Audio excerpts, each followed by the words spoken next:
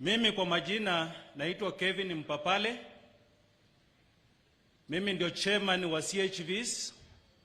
I represent 4,250 CHVs in this county government of Kakamega. Natoka Likuyani na nimekuja hapa kwa ajili ya mambo machache. Sisi tuko na slogan yetu kama wauguzi, Community Health Volunteers. Slogan yetu ni afya yetu, jukumu letu. CHVs wako hapa nyuma, it's unfortunate wako kuwa introduced. Kama mko pale nyuma mnaweza beba tu mkono na mseme mupo. CHVs mupo? Your Excellency, we are level 1 doctors who tackle the health issues at the grassroots level. And you can imagine one of the major problems we are facing as CHVs, it is drugs. It's unfortunate that I want to confirm to you that in this county, as level 1 doctors, these houses mnaona in form of hospitals, level 2, hazina madawa. Hazina madawa kabisa. Even the painkillers. Again, unfortunate that now our painkillers, tukirifa kule wagonjwa, wameconvert zimekuwa madawa za bilharzia na dawa za minyoo.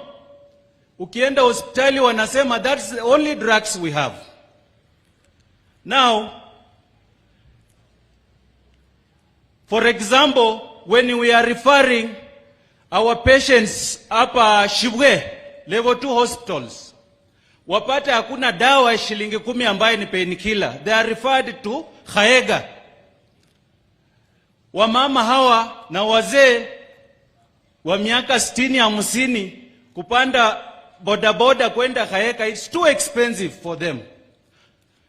We have gone back to those days where now our mamas wazee wanatumia mwarubaine, herbal medicines, because we cannot afford kutafuta painkiller ya shilingi 10.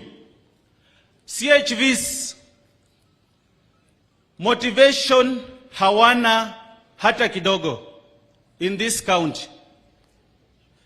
Trainings hakuna hata kidogo.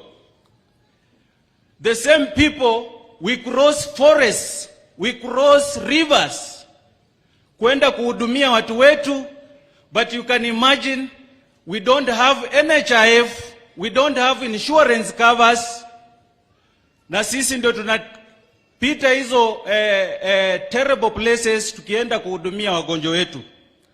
Now, my request,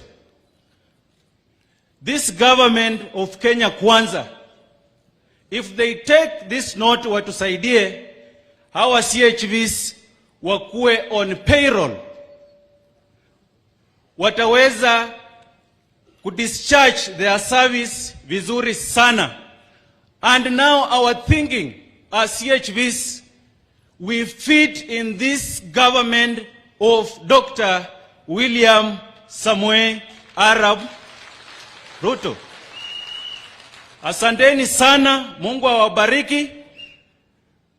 Now I officially want to say that without any doubt kwamba sisi CHVs tunaenda kutembea na Kenya Kwanza, because that is where we fit. Asanteni sana. Kevin, kuja.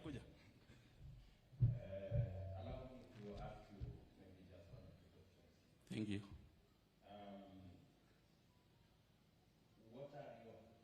What suggestions would you as a health practitioner?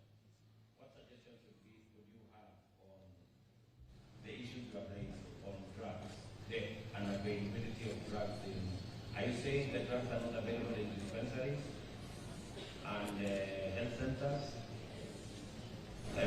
So when you make a recommendation, what happens when you recommend somebody to go to a dispensary?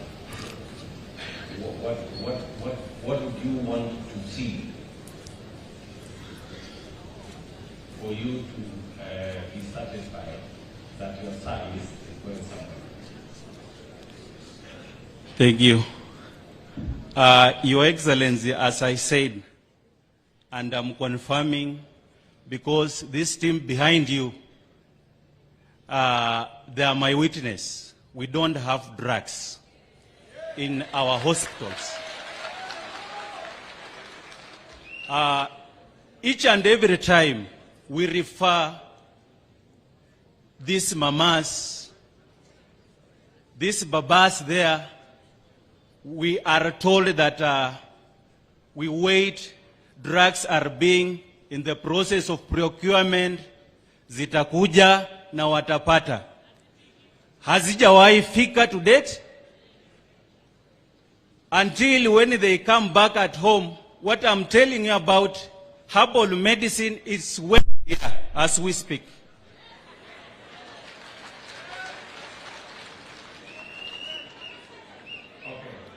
Okay, Kevin.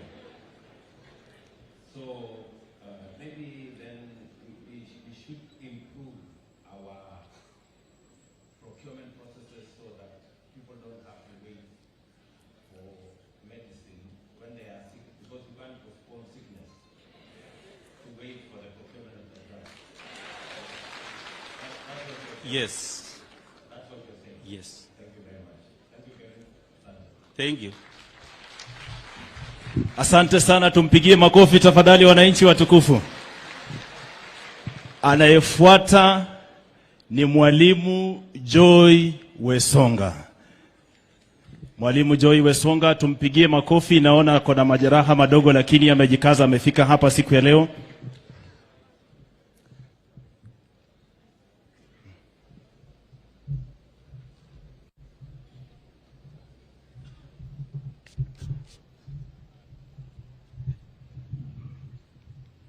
Our Excellency, Deputy President of the Republic of Kenya, Daktari William Samoei Ruto, all protocols observed. My name is Joy Wesonga, a teacher by profession, a teacher from Mumias East Wanga, Kakamega County. Your Excellency, welcome to Kakamega. I have the following to say. As a teacher, our profession is a noble profession. And I have to say this, our teachers are crying about promotion. There are those teachers who underwent degree courses right from 2014. Nothing has ever been done to them. The promotions stalled since then. I also have to say this. We also have teachers who have remained in the same grade for years and years. We also have a TPD. You all know about TPD. We have teachers around here. We are asking that in your next government, let the program be funded by the ministry. We want to embrace TPD as teachers, but we are asking that let the ministry take care of or rather facilitate the teachers undergoing the TPD. I also want to talk about delocalization. I tested it. I personally tested it. We are asking that in your next government, delocalization is breaking families. Delocalization is breaking families. Therefore, we are asking that when you take over, you will take care of us in that field. We also have CBC. As a teacher, I want to say that we are struggling to implement CBC. We know the challenges. We are praying that when you get into that government. Kindly, Your Excellency, look into the CBC. We are struggling, and I repeat, we are struggling to implement it. And also, my colleague has talked about another challenge is that we have so many teachers out there who have been trained, they have not been observed, and in our schools, we are understaffed. Our Excellency, we want to wish you well. Tutatembea na wewe katika safari hii, tunakuombea, tunakujua, tumeona kazi yako mzuri Bwana Excellency. Sisi kama walimu wa Kakamega tunakutakia mema. Tutatembea nawe na viongozi wote ambao wako kwa mlengo huo wa Kenya Kwanza. Wacha Mungu akakulinde. We shall to celebrate. Thank you so much, and may God bless you.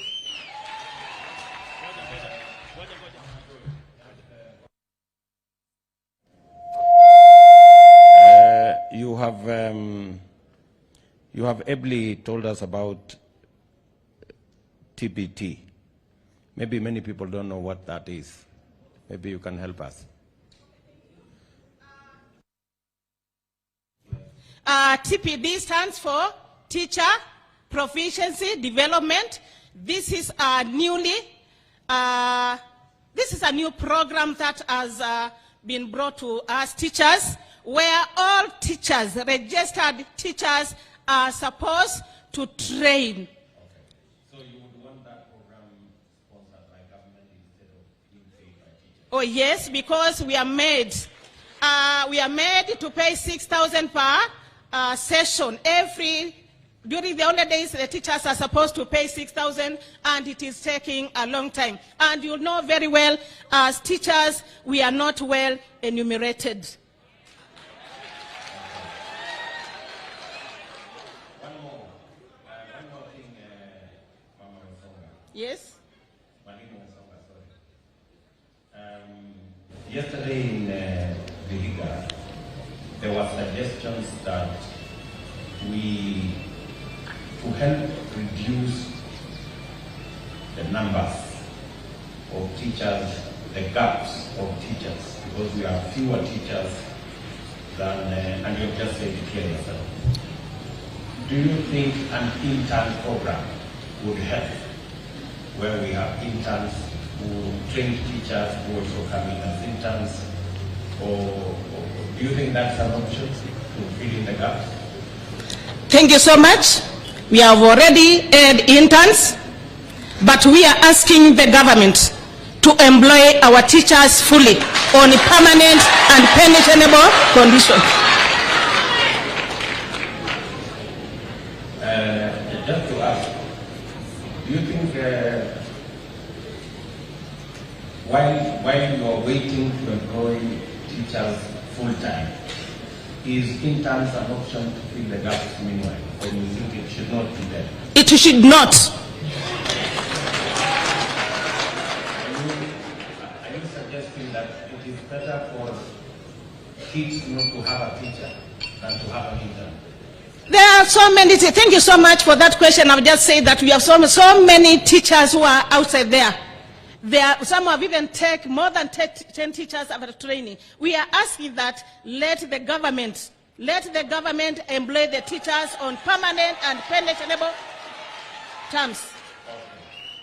We have had you loud and clear. Thank you very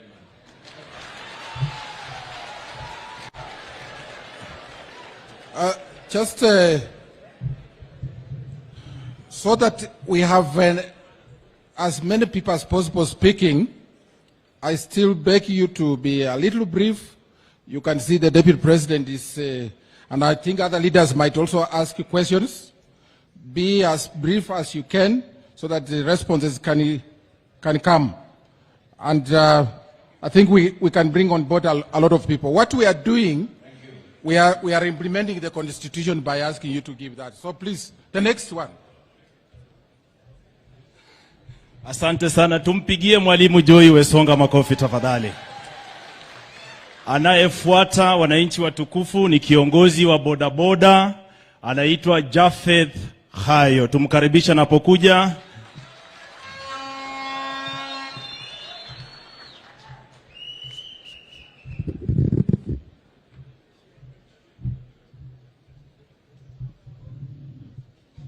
Hello. Naibu Rais, party leader wetu wa ANC Musalia Mudavadi. Mimi naitwa Jafeth Hayo Mkoya. Mimi ni bodaboda chairman town Kakamega. Na nitaongea maneno kuhusu bodaboda. Mnavyojua bodaboda ni sekta ambayo imeajiri vijana wengi sana Kenya. Sisi Kakamega tunalia kwa sababu ushuru ya bodaboda iko juu. Wakati pikipiki ziliingia Kenya, ushuru ilikuwa chini. Mwananchi aliweza kutoa pesa kwa mfuko anunue pikipiki cash. Lakini ukweli ni kwamba saa hii ninapoongea hivi, mwananchi hawezi toa pesa kwa mfuko anunue pikipiki cash. Na kuna mapwenyenye wamekuja na makambuni tofauti wameziita za mikopo. Tunalipa pikipiki mpaka inaisha, hata hujasikia uondo ya hiyo pikipiki imeisha, hujamaliza loan na unang'ang'ana na hiyo loan. So Naibu Rais, unapochukua uongozi, nitaomba urudishe hiyo nini chini, pikipiki inunue pesa kidogo, tufaulu kutoa pesa kwa mfuko, tulipe tukinunua pikipiki. Jambo la pili, nitakuja kwa uhusiano wetu na maaskari. Uhusiano wetu na maaskari uko chini kabisa. Askari aoni mtu wa pikipiki kama mtu, anakuona tu kama mtu mwingine tu hivyo hivyo. So nitaomba ukichukua uongozi, serikali yako iangalie mtu wa bodaboda kama mwananchi wa kawaida. Iwapo kuna jambo limetokea mbaya, wafate utaratibu vile inatakana kwa mtu mwingine. Jambo la tatu, mafuta. Mmesikia hata mtu amesema hapa kuhusu mtu mgonjwa.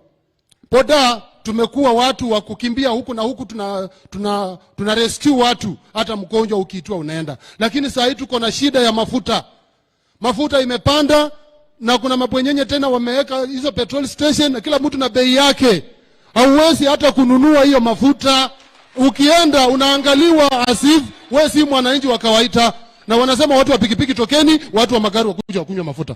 So Naibu Rais, ukienda huko tafadhali mafuta irudi chini, pikipiki ikuwe ya kawaida venye imekuwa. Saa hii huwezi tembea na pikipiki ukiwa free, tafadhali. Jambo la mwisho, sisi Kakamega tumejipanga. Hiyo ndio ukweli ya mambo. Tumejipanga kutokea juu. Our president ni wewe Naibu Rais. Na tuko na our governor ni Cleophas Malala. Senator wetu ni Boni Khalwale. So sisi tumejipanga na tuko na wewe. Tafadhali, ndio hiyo tu. Asanteni kunisikiliza. Jafet, kuja.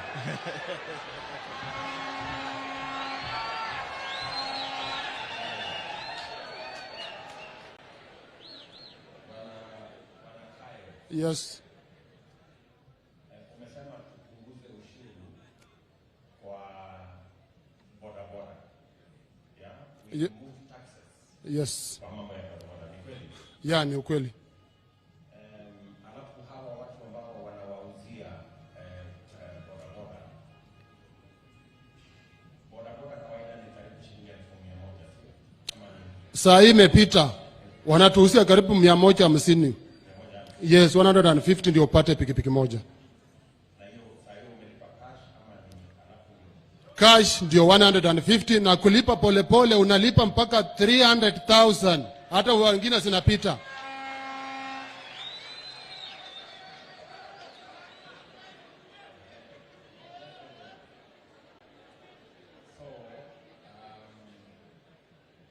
ungependa kuwe na mpango ambayo sio wa hawa watu wa binafsi Yes. ambayo wanakupatia pikipiki alafu unalipa mpaka 1,300. Yes. Afadhali mpango. Tuwe na mpango ya serikali ambaye unaweza kupatiwa mkopo. Yes. Yenye iko riba ya chini. Yes. Ndio uweze kulipa hiyo pikipiki kwa bei. Yes, nataka hivyo. Hivyo. Yeah, yes. So recommendation yenu ni kwamba kuwe na hazina ama fund ambayo unaweza kukopa pesa ya serikali ununue pikipiki zenu, ili wale ambao wana Ndio hivyo mkubwa, ndio hivyo President.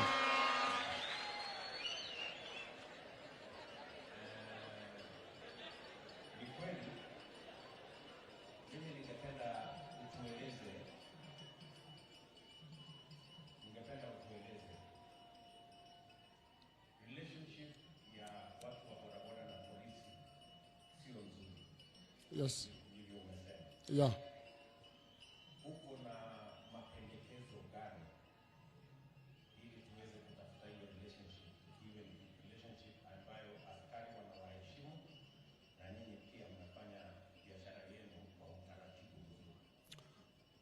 Nafikiria relationship yenye tungependa kama sisi watu ya bodaboda ni kama makosa imetokea either pale fulani kwa stage fulani, protocol ifatwe, either chairman wa hiyo stage atafutwe, aambiwe tunataka huyo mtu chairman ampeane kwa serikali, alafu aende achipu mashtaka.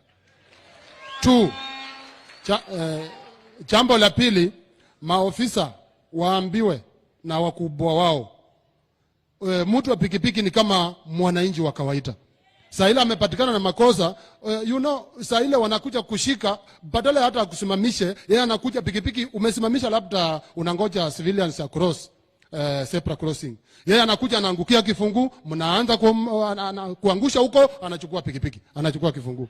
So tunaomba tu tukue na ile utaratibu, hata kama ni base commander or au wakubwa wa station waite meetings, alafu watusikize na protocol ifuatwe. Yes. Wewe una recommend kwamba watu wa bodaboda wajipange katika kila stage. Yes. So that watambulike, wajulikane, kuna chairman, na kama kuna matatizo, njia ya kutafuta pikipiki fulani inakuwa trace mpaka inajulikana ni ya stage fulani, na kama kuna shida kuwe na utaratibu wa kupata ule mtu ambaye Deputy President, nafikiria hiyo ndio nataka. Sababu hao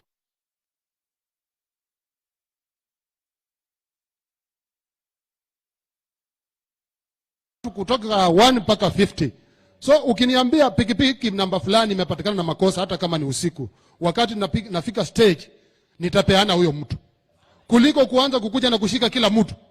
Unashika hata mwenye hayuko, hata mwenye hajui hiyo ilifanyika saa ngapi, unashika tu, Na sisi ni watu mkubwa, tunasomesha watoto kwa hii sekta. Sisi tunalisha mabibi kwa hii sekta, Sisi ni watu wa maana kwa hii sekta. Tafadhali please, mtu angalie. Asante. Asante sana, kwa pamoja tumshangilie kiongozi wa bodaboda tafadhali wananchi. Asante sana. Asante sana. Tunaendelea vizuri. Haya, anayefuata ni kiongozi wa wasanii, wanamuziki na waigizaji, Cyril Isigi. Tumkaribishe kwa makofi wananchi tafadhali.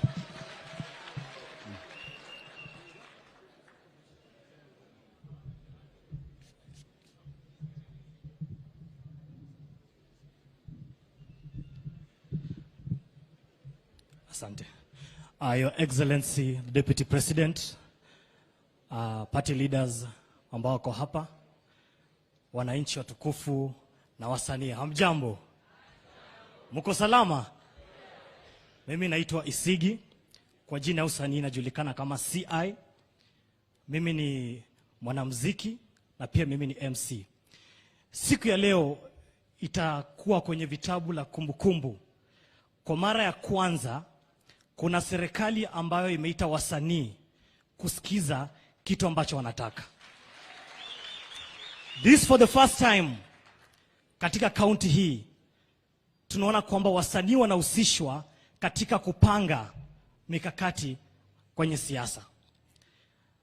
Niko na vitu kadhaa ambazo wasanii tunapitia kwenye kaunti la Kakamega, ndakuwa naelezea, na pia niko na mambo kadhaa ambayo ndakuwa na propose ili wasanii waweze kusikika.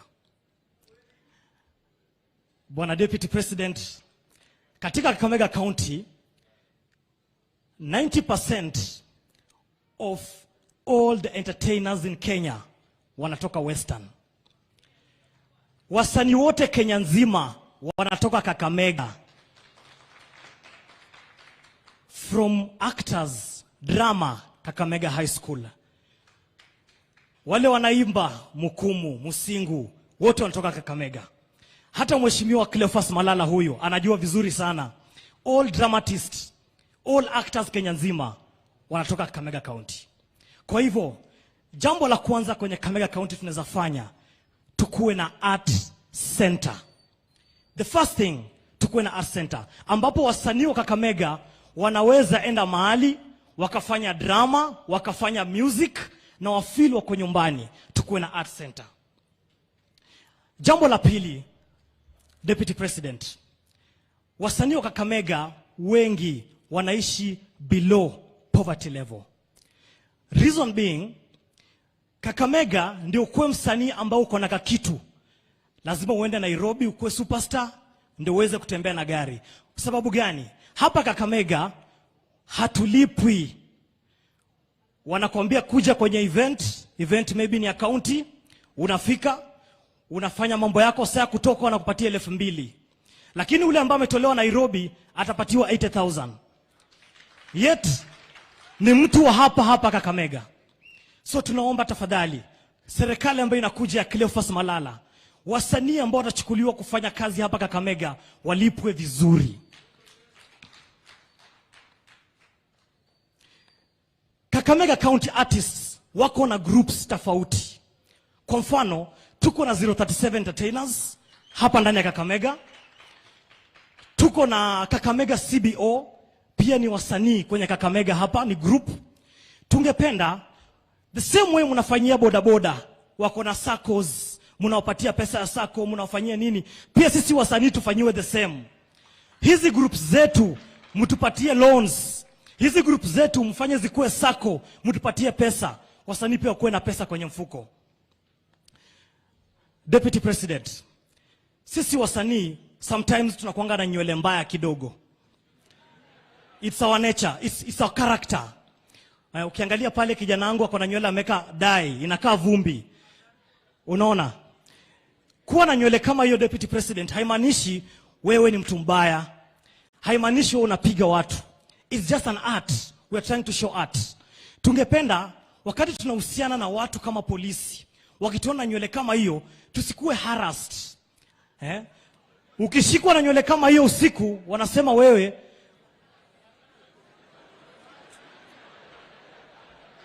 tungependa waelewe before ushikwa kuulize nywele hii ni this is a character. Hata incoming governor anajua it's a costume. Tungependa pia hiyo. We would love to develop a framework ya wasanii hapa Kakamega. Bwana Cleophas Malala amefanya vizuri sana mpango wa soka, the Cleophas Malala Super Cup. Though ni initiative yake mwenyewe, we can say that, but tungependa ikuwe a framework under the county government, under the national government, kwamba kutakuwa na vitu fulani za wasanii. Let me give an example of Miss Tourism Kakamega. Hiyo event ilifanyika mara 3 peke yake. From there wakatupilia mbali, wakasema hii inaharibu pesa. But in real sense, mpango huu unalisha watu. Utalisha models ambao wako hapa. Mpango huu utalisha wasanii ambao watakuja kuperform. Utalipa dancers and so on and so forth. So tungependa vitu kama hizi vikue ndani ya framework ya county na national government.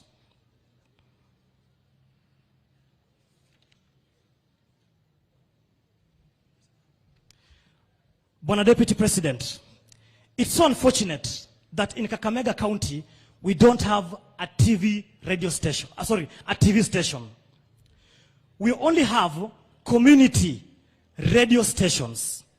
Ambapo ukitoka ufike Malava, hiyo radio isikiki tena. So tungependa tukuwe na a national television in Kakamega County, whereby ule msanii wetu hapa anaweza kuonekana kwenye national level, isemekane pia Kakamega tuko na wasanii. Radios the same. Hatuna radios. Radio zetu zote za hapa zinasikika tu kwa villages. but under national level hatuna. Sisi kama wasanii tutatembea na wewe Bwana Deputy President. Tumekuja wengi sana. Wasanii wapi mkono ya wasanii? Wasanii wako wengi sana. Sisi tutatembea na wewe Bwana Deputy President. Tutatembea na Bwana Cleophas Malala hapa. Bwana Senator Khalwale ako hapa hivi. Tutatembea naye vizuri sana tuhakikishe kwamba uongozi ambao unakuja utakuwa uongozi wa Kenya kwanza. Si ndio? Asante.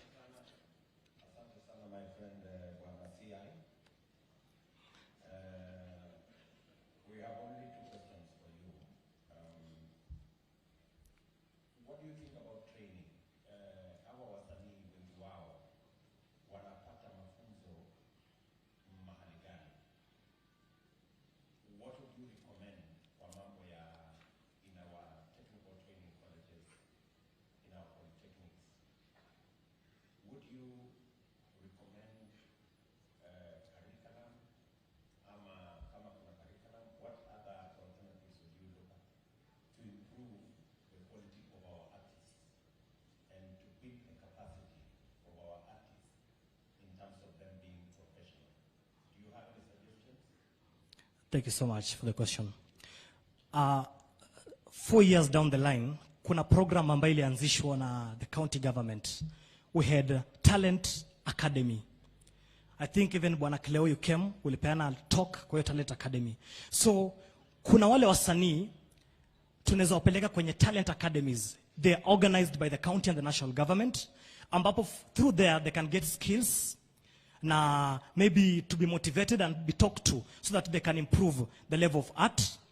Pia kuna institution ambazo zinafunza art. For example, a institution like Sigalagala, iko na section ambazo zinafunza art in student. So through those institutions, through academies, frequent academies, it can really help in the art industry. Thank you.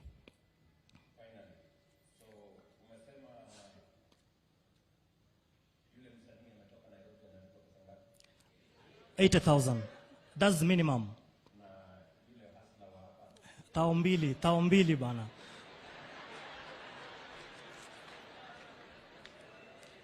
Na saa hiyo deputy, mimi nimeua show kumshinda.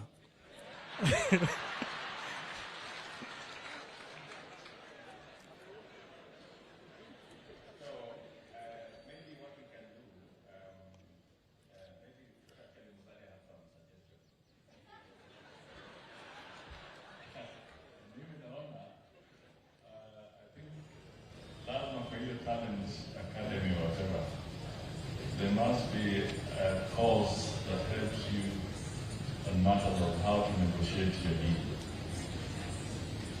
Kwa sababu wale wana talent gani ya negotiate deal na nini hamna talent ya negotiate deal. Kwa hivyo contracting msaidiwe muwe na better negotiating skills ili negotiate vizuri kwa hiyo. Yeye ni mzuri. Na mwisho, mimi ningewasihi tu kwa sababu tunaona vile boda wanajipanga. Tumesikia ndugu yetu hapa akizungumza vile wanajipanga, council, state na nini. Kwa hivyo ingekuwa vizuri sana pia wasanii wawe na hiyo tactic ya kujipanga. Mshajipanga? Tumejipanga.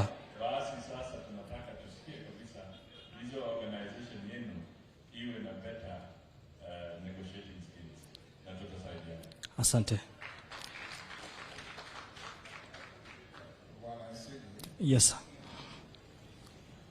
Or CI. CI is better. One of the promotional processes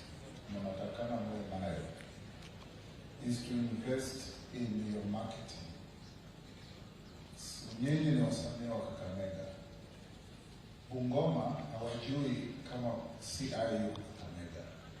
Uwe na mtu anasumbuka hii region yote, akiona kuna function, anasema what in Nairobi people can do, the people here can do even better. Alafu mnapewa ile kandarasi nzuri. There are a lot of young unemployed lawyers on the market.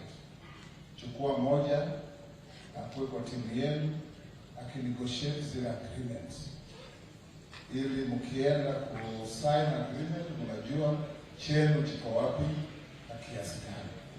And they can be able then to compare Nairobi rates ziko namna gani, Mombasa rates ziko namna gani, Kakamega, then you up your game and you up your market. I think in our midst we have our governor candidate, Cleo Malala here.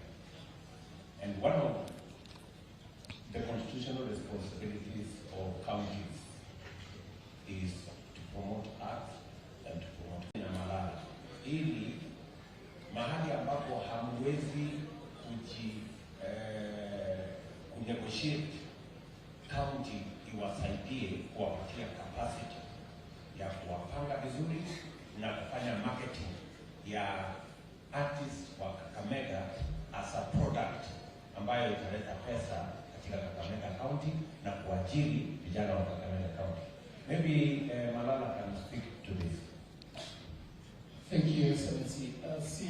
I think as a county government, mimi kwa serikali yangu, I will develop a policy whereby in all county events, in my government, I will develop a policy so that in all county events, we do not source for talent from outside. Itakuwa policy kwamba ni wasanii wa Kakamega watakuwa wanajumuisha wageni wetu kwa county events. That will be a policy, and we shall come up with a schedule of payment so that after it will be a schedule that will negotiate with the organization of artists. So ni nyinyi kujipanga, muwe na organization yenu. By the time nachukua serikali, tuwe na organization ambayo tunaweza ongea nayo na sio individual artists. Thank you. Asante. Bwana Deputy, nikimalizia. Kama Kakamega artists, tumejipanga na group inajiita 037 Entertainers. Within our midst, tukaanzisha kitu Kakamega inaitwa Kakamega Got Talent. This initiative is being funded by our own pockets. Our chairman is there, my group is there. That's Donna, our chairman of the group. We are being funded by our own pockets. Tungependa tafadhali. We are having our final event on Saturday. Tomorrow, yes. Tumekuwa tukifanya auditions all over the sub-counties in Kakamega. Tomorrow, we are having all those people coming to showcase all the finals. Then we award them. Tungependa tafadhali, mtembe na sisi kesho. Mtusaidie tafadhali. Kumalizia kabisa, nilikuwa nimeambiwa ndaongea leo on short notice. Actually niliambiwa saa 6 usiku ndaongea leo. Kwa hivyo Bwana Deputy, organize kitu kidogo through art tukupatie. With your permission tafadhali, ningependa tukupatie. Kesho Social Hall, Kakamega. It's starting from 9 to 5. 9 a.m. to 5. Yes.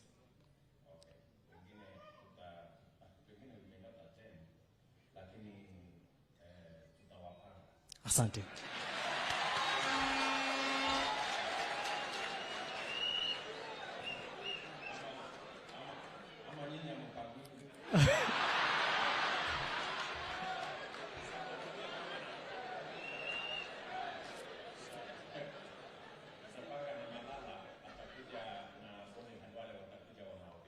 Asante. Thank you. Alafu, Your Excellency tafadhali, we have something for you. Aya, tumpigie CI makofi.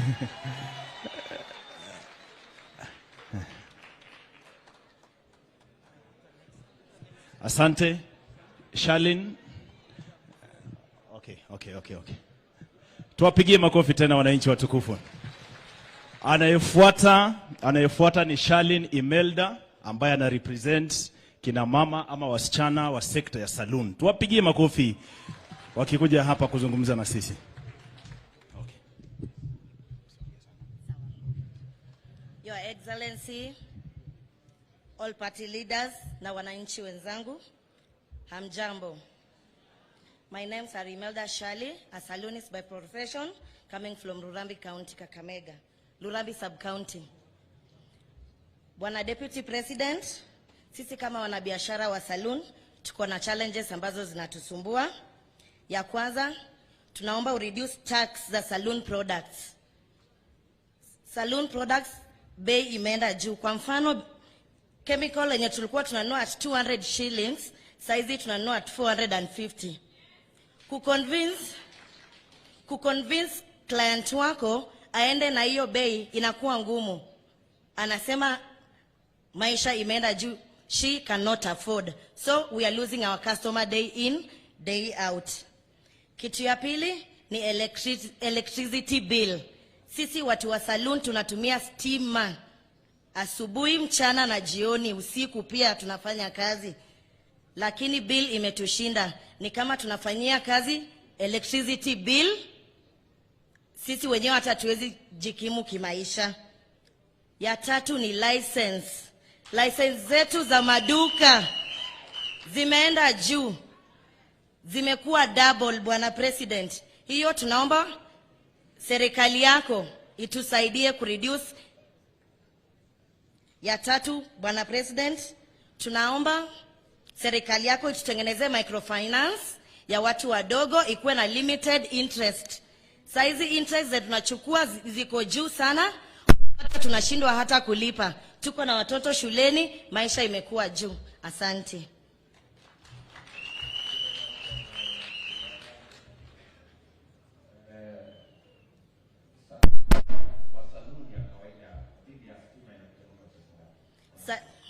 Saluni ya kawaida, now we are using token. Unaweza pata unalipa token ya 150 per day. Na hiyo ni pesa mingi sana kwa mtu wa jua kali. Yes. Yes.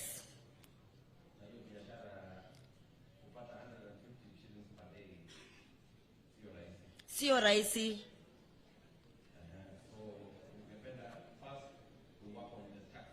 Yes.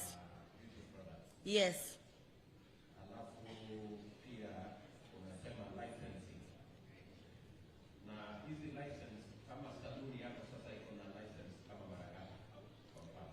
Saloon. We have the county license now only. The county license. Najua Bwana Malala hapo atatufanya sisi kama watu wa saloon vizuri akiingia huko, ama namna gani?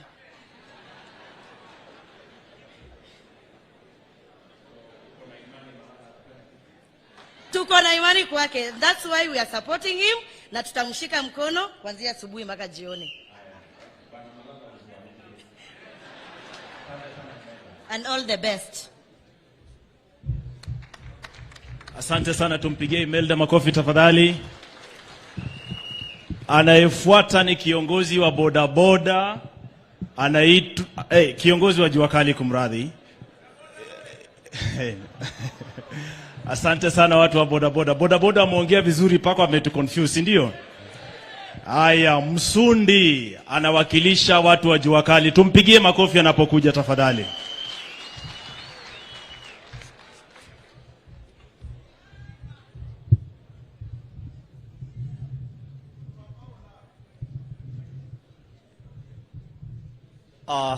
Your Excellency, Deputy President of the Republic of Kenya, our Kenya Kwanza presidential candidate, my party leader, Honorable Musalia Mudavadi, for the Kenya party leader, Honorable Moses Masika Wetangula, my incoming Kakamega County Governor, Honorable Cleophas Wahungu Malala, my incoming Senator, Kakamega County, Honorable Halwale Daktari Bullfighter, and all protocols observed. Amjambo wote. Wanajua kali oye. Jua kali oye. Basi nitakuwa kwa ufupi sana kwa sababu ya wakati. Naitwa Moses Msundi, nikiwa nawakilisha wanajua kali town Kakamega. Jua kali inabeba sekta zote: carpenters, mechanic, panel beaters, spray painters na watu wengine wote. Bwana Deputy President, tunatarajia uwe rais. Kwanza ni kushukuru sana. Miaka hizi zote tangu tupate uhuru, hakuna siku mtu wa jua kali amepata nafasi kukaa mbele ama kusimama mbele ya wakubwa kama wewe. Pongezi kwako deputy. Sisi watu wa jua kali, kitu ya kwanza, sekta ya jua kali, tunataka government yako na government ya Malala muangalie sheds. Hatuna sheds, tunafanyia kazi nje, jua ikija inatuchoma, mvua ikija inatuchapa. Ukirudi sekta ya soko, wamama wetu wanauzia vitu chini. Na ukienda upande wa health unaambiwa inafaa wawe na stalls, wawe na sheds za kufanyia kazi. Tunataka hilo jambo uliangalie. Jambo lingine, wanajua kali, hatuna tools. Magari ya kisasa kama gari lenye unatembelea Your Excellency, ndio ujue ina shida gani ikizima, lazima ifanyiwe diagnosis. Kuna kitu inaitwa diagnosis machine, lazima uwe nayo ndio ujue hiyo gari ina shida gani. Sisi tunataka tuwe supplied na tools na government, na tuwe na center fulani kama Kakamega town. Tunakuwa na center yenye ina equipment zote, ziwe lathe machine, ziwe ni nini. Mtu akitaka services, tunatoka all the way from Kakamega kwenda Kisumu kutafuta lathe machine. Ukitaka kukata crankshaft, uende ufanyie huko kazi. Tunataka tuwekewe Kakamega, tuzuie gharama ya transport na gharama pia ya kufanya hiyo kazi, kwa sababu hizo ni kazi za watu binafsi, wanatuwekea gharama ya juu. Jambo lingine, Bwana Deputy President, ukiwa rais, sisi tunataka utuambie wakati unaongea hapa, sisi kama wanajua kali, wakati utakuwa unagawa ministers, chairmen wa parastato, sisi sherehe yetu ni nini kwa serikali yako? Tunataka utuambie leo hapa, kwa sababu kuna ile notion ambayo iko ati watu wale wakienda jua kali wengi ni failures, wengine ni nini. Jua kali na watu wasomi ni vile tu tunaambiwa ukule jasho la uso wako. Wakati tunamaliza shule tunaenda jua kali, tusiibie watu, tutafute kazi, lakini we are able and we can serve this country effectively. Mwisho, Bwana Deputy President, tungependa muweke grants ziende zisaidie SMEs, wapate pesa, ikiwezekana ziziwe za kurudisha, but ziwe na formula ya kuwa managed, ili mtu akipewa asiende kulipia bibi mahari kwao, ziwe za kusaidia kazi ya biashara yake. Mwisho, Bwana Deputy President, wanajua kali wamenituma wa welfare ya Kakamega, wakasema Deputy President ni mtu mkarimu sana, umuombe wana welfare yao kama unaweza wanunulia basi wakiwa na matanga ama shughuli za harusi ama graduation za watoto wao, wawe na kitu wanaweza tembelea ndani. Kwa hivyo wamenituma ni kuombe uangalie hiyo maneno through kiongozi wetu Cleophas Malala, Boni Khalwale. Nataka niwashukuru, na hii lazima niseme hapa kabla nikae chini. Tulikuwa tunabomolewa vibanda Kakamega town, through Cleophas Malala, Boni Khalwale imefanya tumepona, walikuja wakatutetea, na imefanya tumekaa hapa. Na sisi wanajua kali, vile mwanabodaboda mwenzangu amesema, tunafanyia kazi pamoja. Tumeamua muungano ni Kenya kwanza, rais wetu ni William Ruto, governor ni Cleophas Malala, senator ni Boni Khalwale na viongozi wengine. Na mimi nimalizie kusema nashukuru sana wanachama wa Kakamega wa jua kali kwa kunipitisha kwa mchujo ya juzi ya ANC. Mimi ndio flag bearer ANC Kakamega town, na ninasema kiti ya Sheyo Ward Bwana Musalia Mudavadi utapata. Asante sana, Mungu awabariki.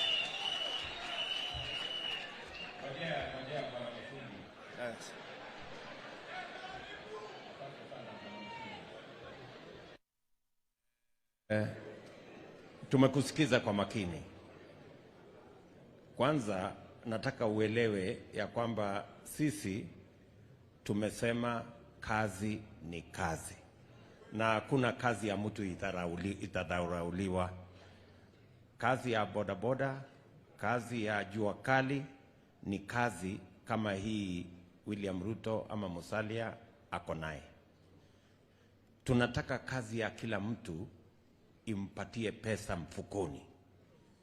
Na tunashukuru sana, umesema ungetaka kuwe na sheds, na vile vile ungetaka tuwe na markets, mahali ambapo kuna usafi, kuna taratibu, ili kila mtu afanye biashara yake. Si hivyo ndio umesema? Na usemi ya kwamba ijengwe Kakamega peke yake, ijengwe katika zile centers ama towns kubwa ya Kakamega yote. Is that what you're saying? So tuwe na kituo kama hiyo Kakamega, tuwe naye Malava, tuwe naye Shianda, tuwe naye Hayeha, namna hiyo. Tumekubaliana? Haya. Mambo ya tools. Tools ni ya muhimu vile umesema. Hii tools ungependa mapendekezo yako ni gani? Mupatiwe tools on credit, ama mpatiwe tools ya group, ama iwe muna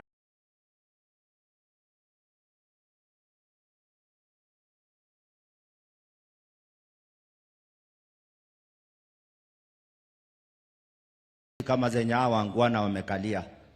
Kuna mashini yenye inakunja hiyo viti ndio ingie hiyo shape ndio achome. Na utapata kununua hiyo mashini kwa mtu mmoja kuna challenge. Tukikuwa na center moja, kuwe na lathe machine, tuwe na mashini ya welder, tuwe na tools zingine kama diagnosis machine pale, so that mtu akitaka services ya kukata crankshaft ya gari anakuja pale. Hii ni initiative ya government, lazima itakuja kwa bei nafuu kabisa kuliko kupeleka kwa makampuni za watu. Wakati unakuja pale unalipia pesa kidogo, alafu unafanyiwa kazi yako unarudi. Na hii center inakuwa managed na sako zote, wanatoa group fulani moja ya kumanage hiyo tool center, ambayo itakuwa kama industrial estate, lakini mahali tools za watu wa jua kali ziko. Kwa sababu vile naongea hivi, diagnosis machine moja ni over 400 to 500,000, ile mzuri ya kisasa. Na unaweza imagine maisha yetu ya jua kali mara nyingi ni from hand to mouth. Kuweka hiyo pesa ifike shilingi 1400, Yesu anaweza rudi kama bado unachanga.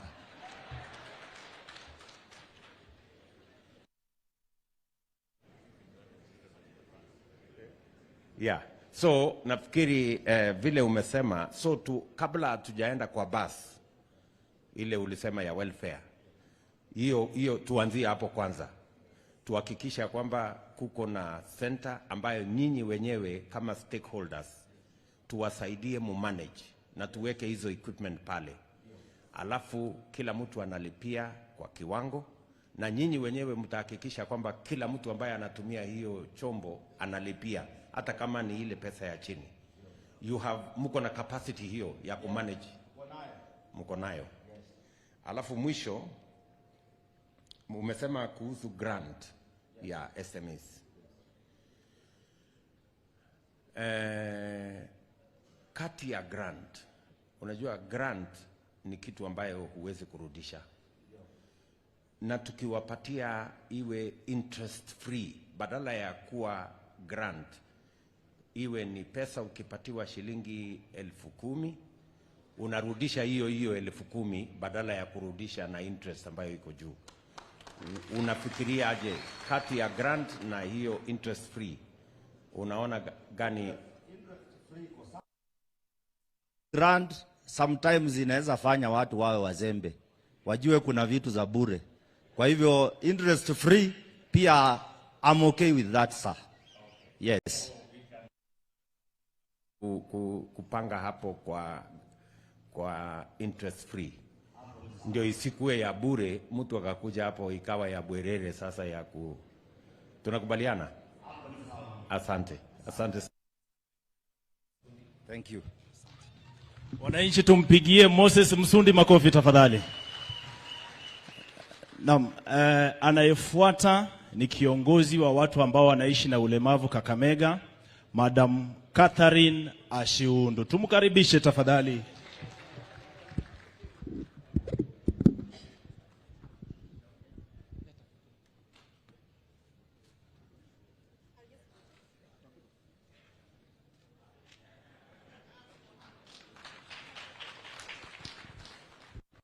President, Honorable Daktari William Samoei Ruto, Your Excellency the Party Leader ANC, Your Excellency the Party Leader Ford Kenya, all distinguished. Hampangwingwi. Haya. Asante. Anayefuata tutulie, tunamaliza program yetu. Anayefuata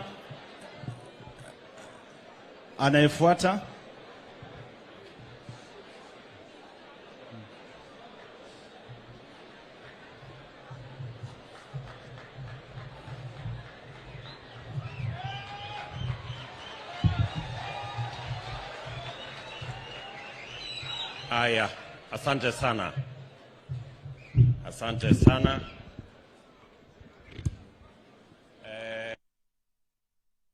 Tutaendelea na hii mkutano, hatujamaliza mkutano, lakini nafikiri mumeona katika vyombo vya habari ya kwamba rais wetu wa tatu Mheshimiwa Mwai Kibaki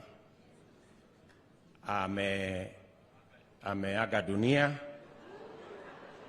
na tuko katika gongamano hili hapa Kakamega, ikiwa ni mkutano wa kuzungumzia uchumi wa taifa letu la Kenya. Na sisi tunaelewa ya kwamba rais wetu wa tatu mzee Mwai Kibaki alikuwa an economist par excellence, na yeye alishughulika sana na mambo ya uchumi wa taifa letu la Kenya.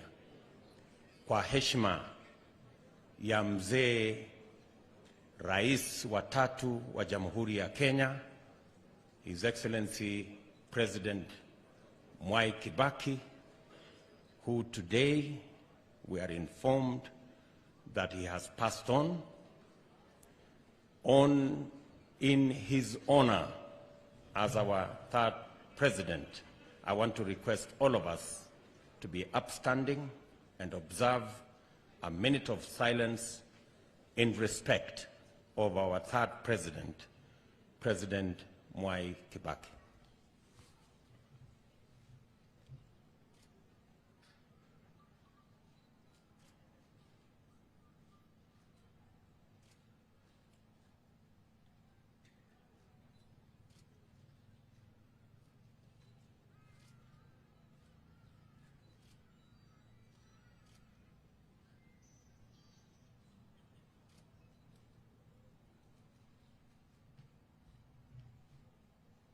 Thank you very much. Tuketi chini.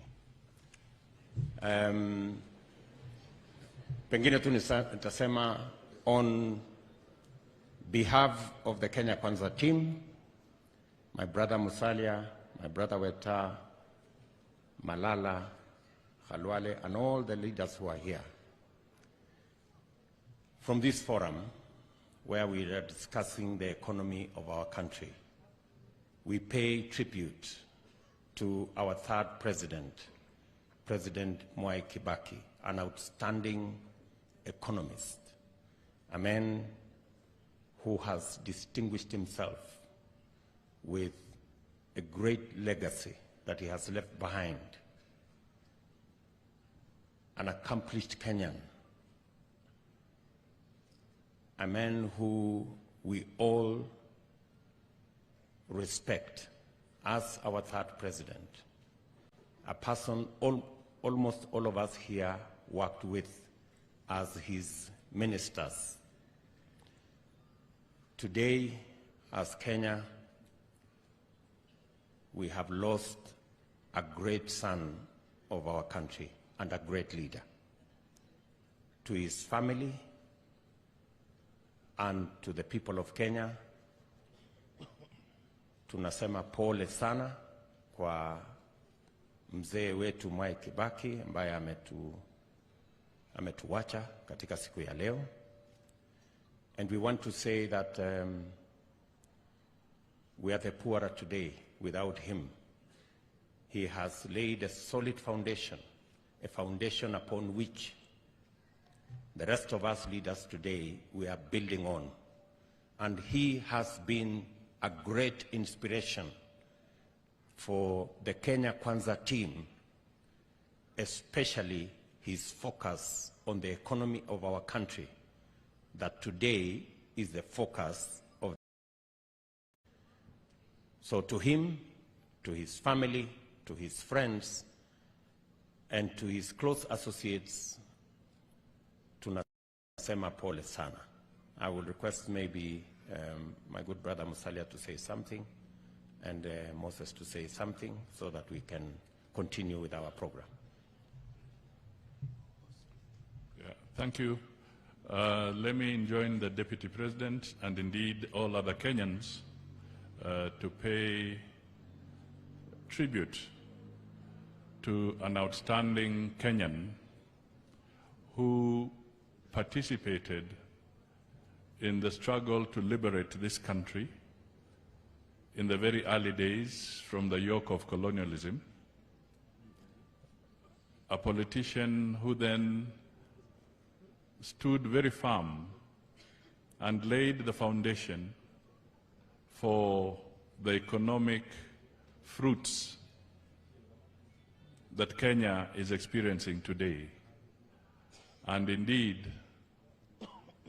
a politician whom Kenyans voted for overwhelmingly against all odds in 2002 and defied what one would have called deep state project or interference, and they voted for Mwai Kibaki overwhelmingly.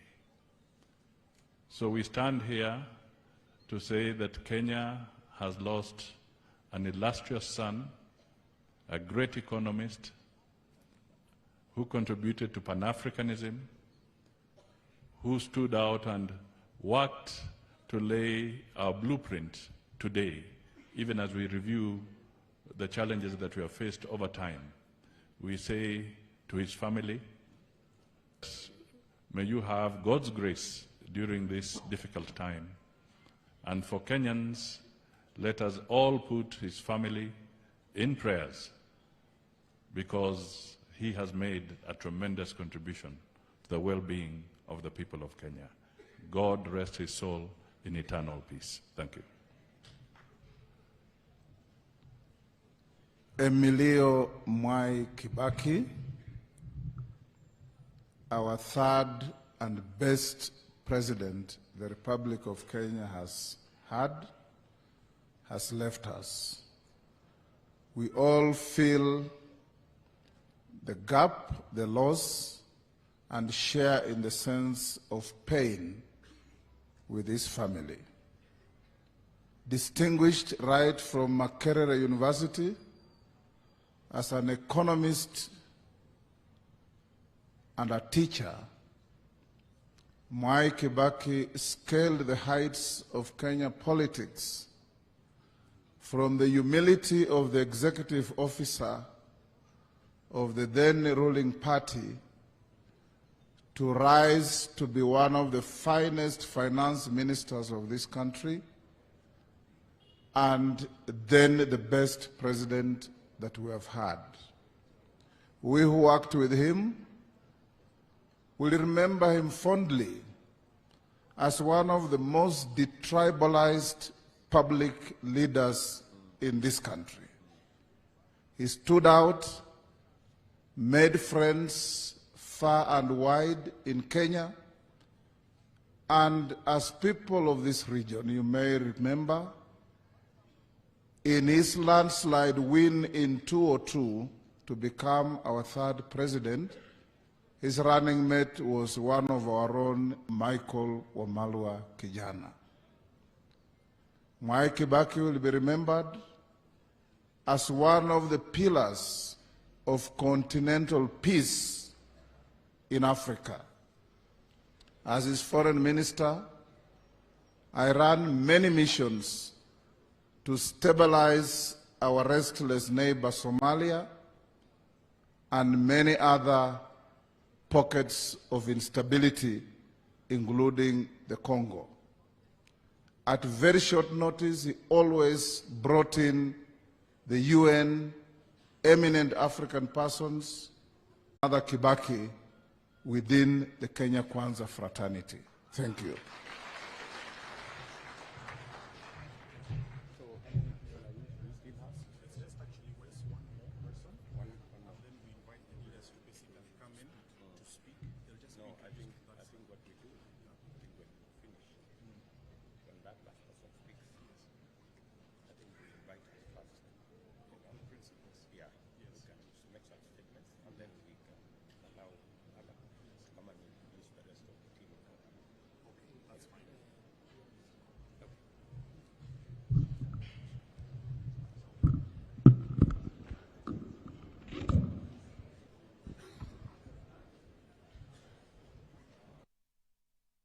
Thank you very much.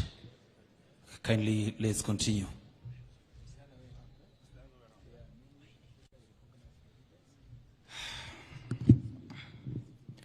Mtu wa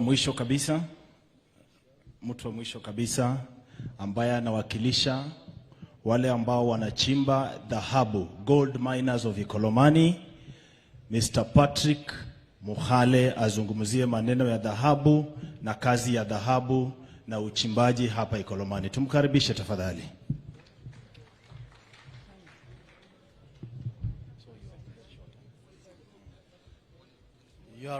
Your Excellency, the Deputy President of the Republic of Kenya, let me confirm that I have always wanted to serve my people more because of the story I heard from my brother and leader, Honorable Musalia Mudavadi. His grandfather was an artisanal miner like us, who unfortunately lost his life on duty. His story, amongst many others, pushed me to work harder and do it better to save lives. May his soul rest in peace. It is with great humility and pleasure to share with great leaders whose background is simple and familiar to mine. Peasants and artisanal miners have only one thing in common: toiling to make ends meet. They are exposed to many hazards and danger in their quest for success, especially because most of their assignments are manual and heavily dependent on their condition of health. For instance, as the team leader for hazard management for artisanal miners, my people, I've tried to make sure that my people are safeguarded, and I've been doing this very crucial gold mining sector to be protected and manage hazard. It needs a collaboration with other players, especially the government. Creation of awareness and education remain key needs in this sector. This requires a lot of financial assistance because artisans learn better on job. We are always limited with funds to watch everyone do what is right, which in itself defeats our intention of preventing losses of life and property. Loss of life and property is definitely a big loss to the government too, because the government is people. We have made some progress as a team. Our communities now understand the need to protect themselves and conserve the environment. Safety gears, mobile clinic ambulances equipped with medicine, regular education workshops, interest, loans, grants, and other incentives will save this sector a great deal. May you please find some place in your government to accommodate the artisan miners. Improved conditions will attract more people to join us, thus mitigating against insecurity, unemployment, and ultimately getting some money into people's pockets, famously referred to as Pesa Mfukoni by my able leader and brother, Honorable Musalia Mudavadi. Your Excellency, Kwa ufupi, tuko na shida kabisa kama wachimbaji migodi, na shida ambayo tuko nayo ni kwamba hatuna vifaa vya kazi. Tumepata wahisani kutoka nje, na wao wahisani wanapokuja wanabeba dhahabu yetu kutoka jimbo la Kakamega kwenda kufanya processing mahali pengine. Your Excellency, tukipata vifaa, hata hawa mama mboga, hata bodaboda ambao tunafanya kazi pamoja, nataka kuhakikishia kwamba tutaweza kuinua uchumi wa nchi yetu. Swali ambalo tungeomba utujibu unapochukua uongozi Agosti ni kwamba Kenya haina uwezo wa pesa za kununua vifaa za uchimbaji migodi. Kenya haina wasomi ambao ni mainjinia wa mining wanaweza kufanya hii kazi. Wanaweza tuonyesha na kutuongoza kufanya hii kazi kuliko kuleta watu kutoka nje kuja kufanya kazi, ili hali hii ni kitu ya mababu zetu, inafaa sisi wenyewe tuweze kufaidika. Your Excellency, unapofanya haya tutashukuru sana, kwa sababu tuna imani ya kwamba ifikapo Agosti tarehe 9 wewe ndiye rais wa nchi yetu ya Kenya, na tuna imani ya kwamba haya yote utatusaidia, kwa maana hatujaiona mtu ambaye ni kiongozi kwenye hadhi yako kuita wananchi kama sisi kuongea mbele yake, kuwasikiliza, kuwauliza maswali na kuweza kujua matatizo yanayowakumba. Kwa hivyo hilo pekee limetufanya tumekuwa na imani. Asante sana, Mungu awabariki kwa sababu ya muda. So kwa mapendekezo yako Bwana Patrick, nikumbushe hiyo jina ingine? Mahule. Bwana Patrick Mahule.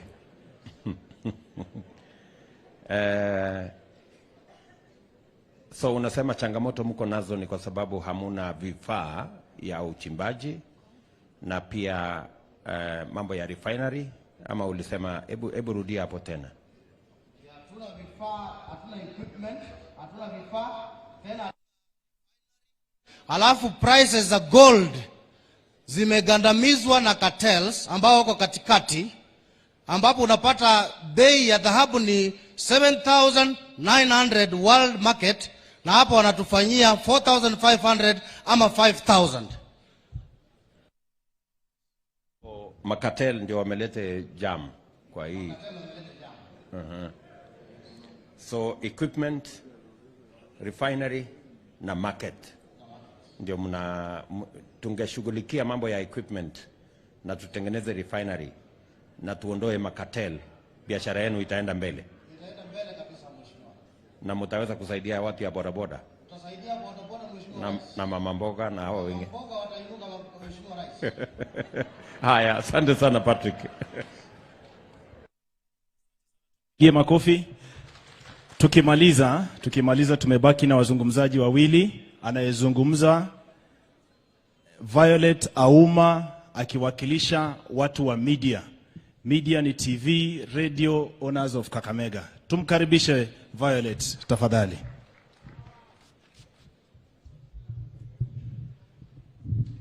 Naibu Rais William Ruto, kinara wa ANC Musalia Mudavadi na kinara wa Ford Kenya Moses Wetangula, viongozi wengine na wa Kenya, habari zenu.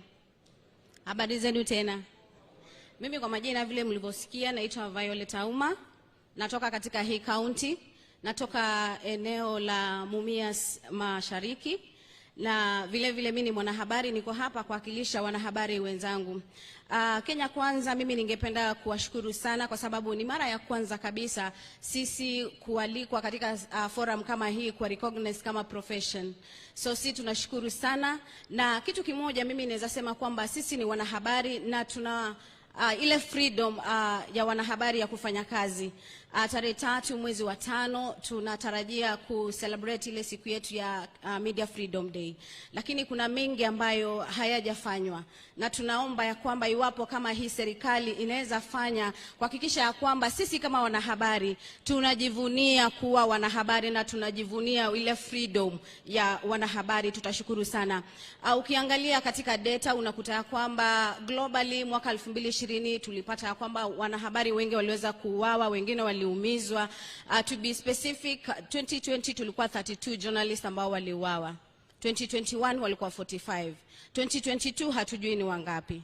Tunaomba Mungu aweze kutusaidia, na nyinyi viongozi ambao labda pengine mtachukua serikali, tunaomba muwe pamoja na sisi na muweze kulinda hii wanahabari wetu, kwa sababu sisi ni mandugu zenu, sisi ni madada zenu. Tunaomba ile safety ya wanahabari iweze kuzingatiwa pakubwa sana. Kitu cha pili ningependa kusema ya kwamba mara nyingi unakuta ya kwamba sisi kama wanahabari tunafanya kazi zetu, lakini pia sisi ni wapiga kura. Wakati mwingine mnapoendelea na shughuli zenu, sisi ni wapiga kura ndio, but pia we are non-partisan. Wakati ninafanya kazi, naenda kufanya kazi katika ule mrengo mwingine, kesho unaona nimefanya kazi na wale watu ambao wako katika mrengo mwingine. Naomba tafadhali ujue kwamba mimi ni mwanahabari na nitaserve kila mtu. Wakati unaona nimeenda sehemu ile nyingine na unakuja unanipiga mawe, itakuwa ni tatizo sana. Mimi ni dada yako na pia sisi ni mandugu zenu. Kitu cha pili ambacho nilitaka kuzungumzia kabisa ni mambo na commission. Tulikuwa tunaomba sisi kama wanahabari, kuna TSC, kuna mambo mengine, kuna sekta ambazo ziko na commission zao. Katika serikali hii, tunaomba tuwe na commission yetu ya wanahabari, ili pia tuweze kuangazia masuala ambayo yanatukabili, japo tuko na media council, lakini commission ingetufaa sana. Kitu kingine ambacho ningezungumzia pia ni sisi kama wanahabari, tunaomba sana tuwe recognized, the media industry iwe recognized as a profession body, because you realize many other professions like we have the lawyers, we have the medics, they are recognized as a profession. But sisi kama media, sisi tuko tu for every Tom, Dick and Harry. Unakuta ya kwamba mimi nimeketi pale, nimesoma, nimeenda university for 4 years. Umeka pale darasani, but when you come, unapata maybe a comedian amekuja, that guy is getting 500,000 Kenyan shillings. As mimi mwenye nilisomea hii profession, I'm only getting maybe 10,000 or 20,000. Tunataka hii kuwe recognized kama a body, a professional body, and also pia tukue na, if possible, if the government can streamline, waeke policies ambazo pia zitasaidia kusema, for you to start a media house, for example, you need to have this stage whereby these journalists that are coming on board, it could be reporters, correspondents, or anyone else, this is the minimum pay that they are supposed to be paid. You realize wengine wanawaka kwa hewa, some are not even being paid. So we wish the government to come in and streamline this sector as well, and ensure that we have a minimum pay through the policies probably that the government can come up with. And also the last thing that I would really wish to, sisi kama wanahabari, pia sisi ni wa Kenya. Wakati wanafanya hizo appointments, tunaomba tuone wanahabari wamekuwa appointed. Pia bwana naibu rais, tunaomba katika hiyo, najua kwamba uko na press unit yako, chukua watu 2 3 Kakamega tujivunie. Hapo State House, kwa nini tusipate watu 2 3 ambao ni wanahabari hapa, wako pale katika state press, hiyo press unit ya State House? Tutashukuru sana. Na hizo appointments tunaona mawaziri, kuna wale wa communication, journalists can do that job. We are able and we can do it. Many people have been dreaming. We want to dream, but please, we will continue dreaming if you don't implement all these. We are begging you. But if you implement, we will not dream. Thank you. Much. Asante sana, Mama Violet. Maybe just to tell you, we haven't been very unkind to the media. You may want to know that one of our CSS is actually a media personality called Farida Karone. Yeah. You understand that? So we no. And Raphael Tuju is also a media personality. So we maybe there is room for improvement, but we have heard you about the issues you have raised. Asante.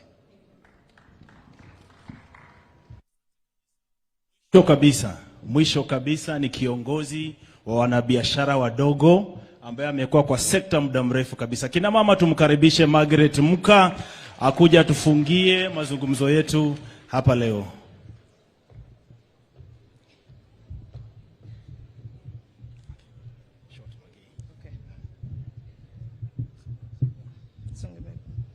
Your Excellency, the Deputy, all party leaders, and all protocols observed. Mimi naitwa Mama Magi Muka. Mimi ni mfanyibiashara mdogo hapa Kakamega.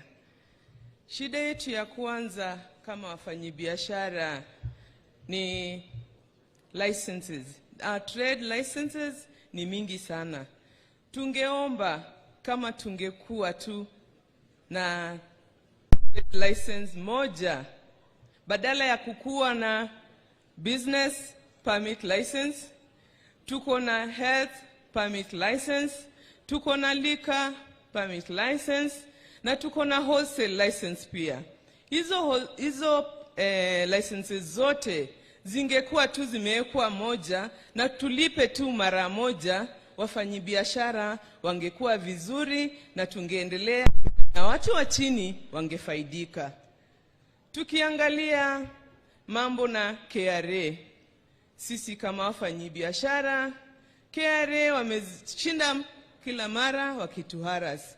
Unapata wanakuja wanaangalia duka yako, kama for the last 2 years hatujakuwa na biashara mzuri. Biashara imekuwa mbaya kwa sababu ya COVID.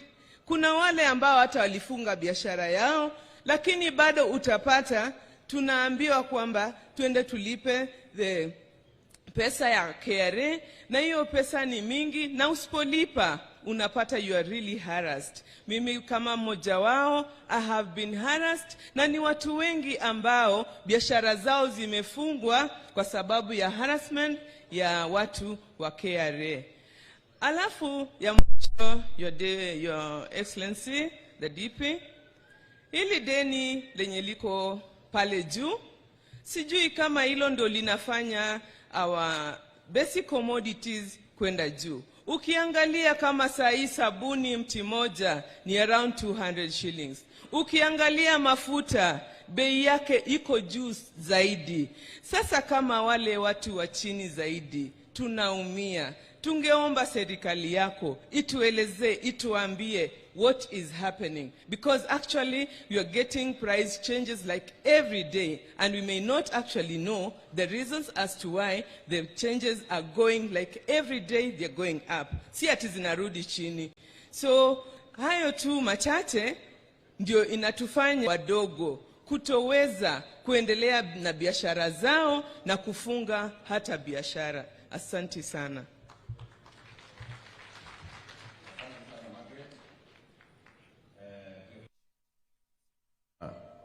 We have a debt crisis in our country. That is without, that goes without saying, because we are in a debt crisis, and it could be a contributor ama inachangia katika ile matatizo ya prices ambayo inaenda juu. So vile umesema kuhusu KRA, ungependa mambo ya KRA tuishughulikie kwa njia gani tofauti na vile ilivyo sasa?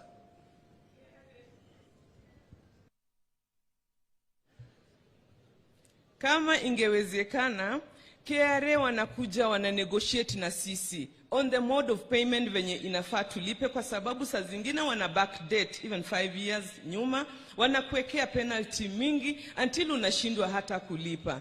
Na hata ukifunga, hata kama you've made losses, still wanakufuata, wanakuambia ulipe that amount of money. So must be efficient and friendly, so that wasikuje baada ya miaka 5 hawajakuja, alafu wanakuja wanakuambia uko backlog ya 5 years na ulipe saizi. So you're recommending that KRA must be efficient, but they must also be friendly. Wasikuje na fujo, kwa sababu biashara yako ikifunga, hata na wao watakosa mahali ya kutafuta hiyo ushuru ambayo walikuwa wanakukimbiza nayo. Is that correct? Hebu kidogo tueleze kwa hawa wafanyabiashara wadogo kutoka wapi? Wako na njia ya kutafuta pesa ya kuendesha biashara yao kwa njia gani? Wadogo mara nyingi sisi hutumia banks, lakini bank interest zenye ziko sahihi ziko juu sana. Sasa mtu hata kama akona capital ile kidogo akonayo ni ana work within it. Lakini tungeomba kama bank interest zingerudi chini kidogo, ndio iwezeshe yule mfanyibiashara mdogo akope pesa kutoka kwa benki, ndio ituwezeshe kuendeleza biashara, kwa sababu huwezi fanya biashara without loans. Do you have any other alternative access to loans, either through SACCOs, stable banking? What other alternative means do you? Kila mtu anajitetea kivyake. Kama wafanyibiashara, sijaona ile sako ambayo sisi tunaweza enda kukopa pesa kutoka kwao. Kila mtu anajitetea kivyake. Na mara mingi ni Wahindi ambao wanatukopesha like goods, alafu tunawalipa. Na unapata wanakupatia muda mdogo wa kulipa until hata unashindwa kulipa ile vitu amekuletea kwa duka, hadi anaanza pia yeye kukuterrorize na kuharass, na hata mwishowe unajipata you're just pulling out of that business. Very much. Asante sana Mama Margaret. Asante. Thank you for your insights. Dhali makofi kwake. Mirembe Handi. We are now transitioning to the next part of the program. My name is Alfred Kombudo. I'm an advocate of the High Court of Kenya and a member of the economic team. Please let's give all the speakers today a big hand of applause, and please rise up as you acknowledge your efforts. They're seated right there. Now we are moving on to the next part of the program, and I would just like to assure the speakers that everything that they've said is going to be absorbed by the economic team, leading up to the writing of the county charter that will be signed between the principals, the aspirants, and the great people of Kakamega. So all of this is going to come in together, and it is going to be the foundation for the leadership program for the next 5 years. So it is not in vain. I would also like to very quickly acknowledge some of the people that have been part of this process and helping us. We have a member of the Kenya Kwanza economic team that's seated with us here. She's Dr. Irene Asienga. And we also have Agustin Cheriot, who is also a member of the team and is seated right there behind there. Thank you very much. And the other members of the team. I'd like to now invite your incoming governor to basically come and take us to the next part of the program. Makofi kwake tafadhali.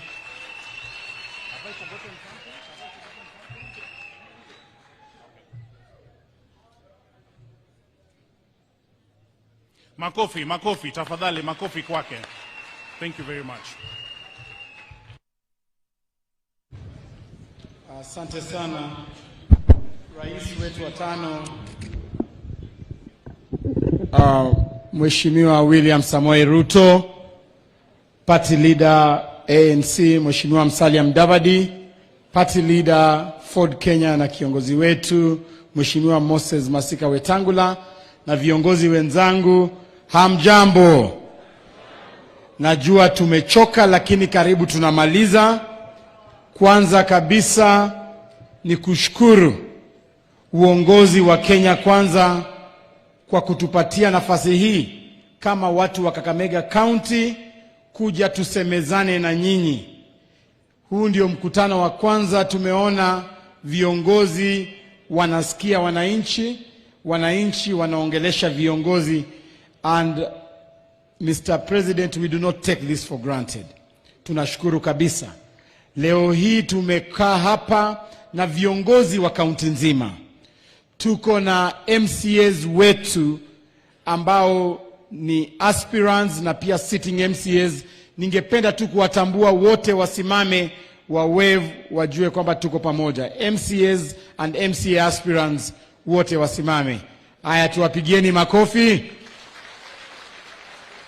Asanteni and we wish you all the best.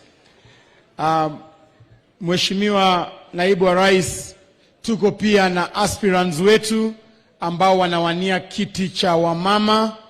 Tuko na Daktari Koni Lusweti kwa chama cha ANC, hako hapa na sisi. Tuko na Mama Hadija Nganyi ambaye hako hapa na sisi.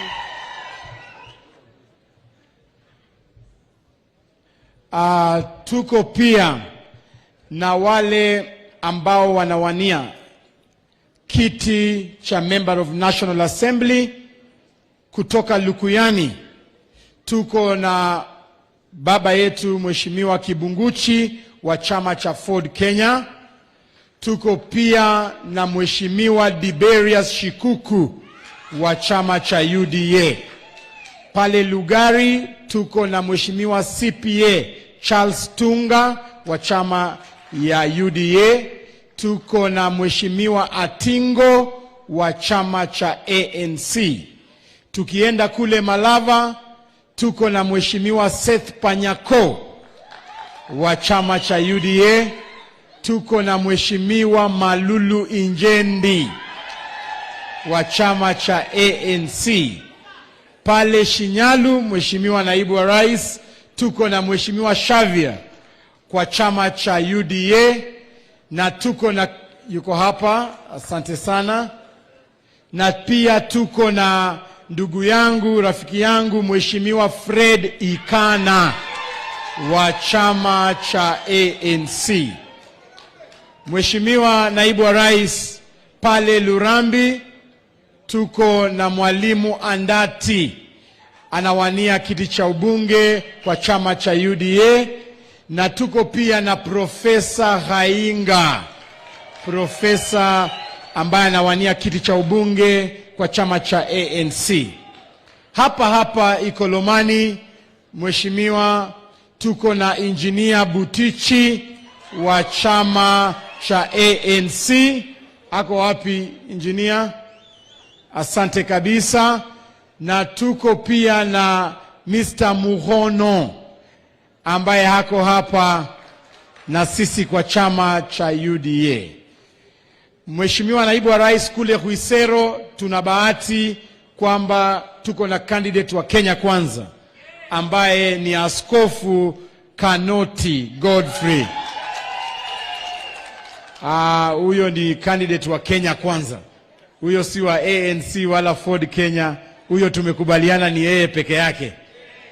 Bas, pale Mumias East, Naibu wa Rais, tuko na Mheshimiwa David Wamatsi ambaye amesimama kwa chama cha ANC, na tuko na Daktari Mapuoni ambaye pia amesimama kwa chama cha UDA.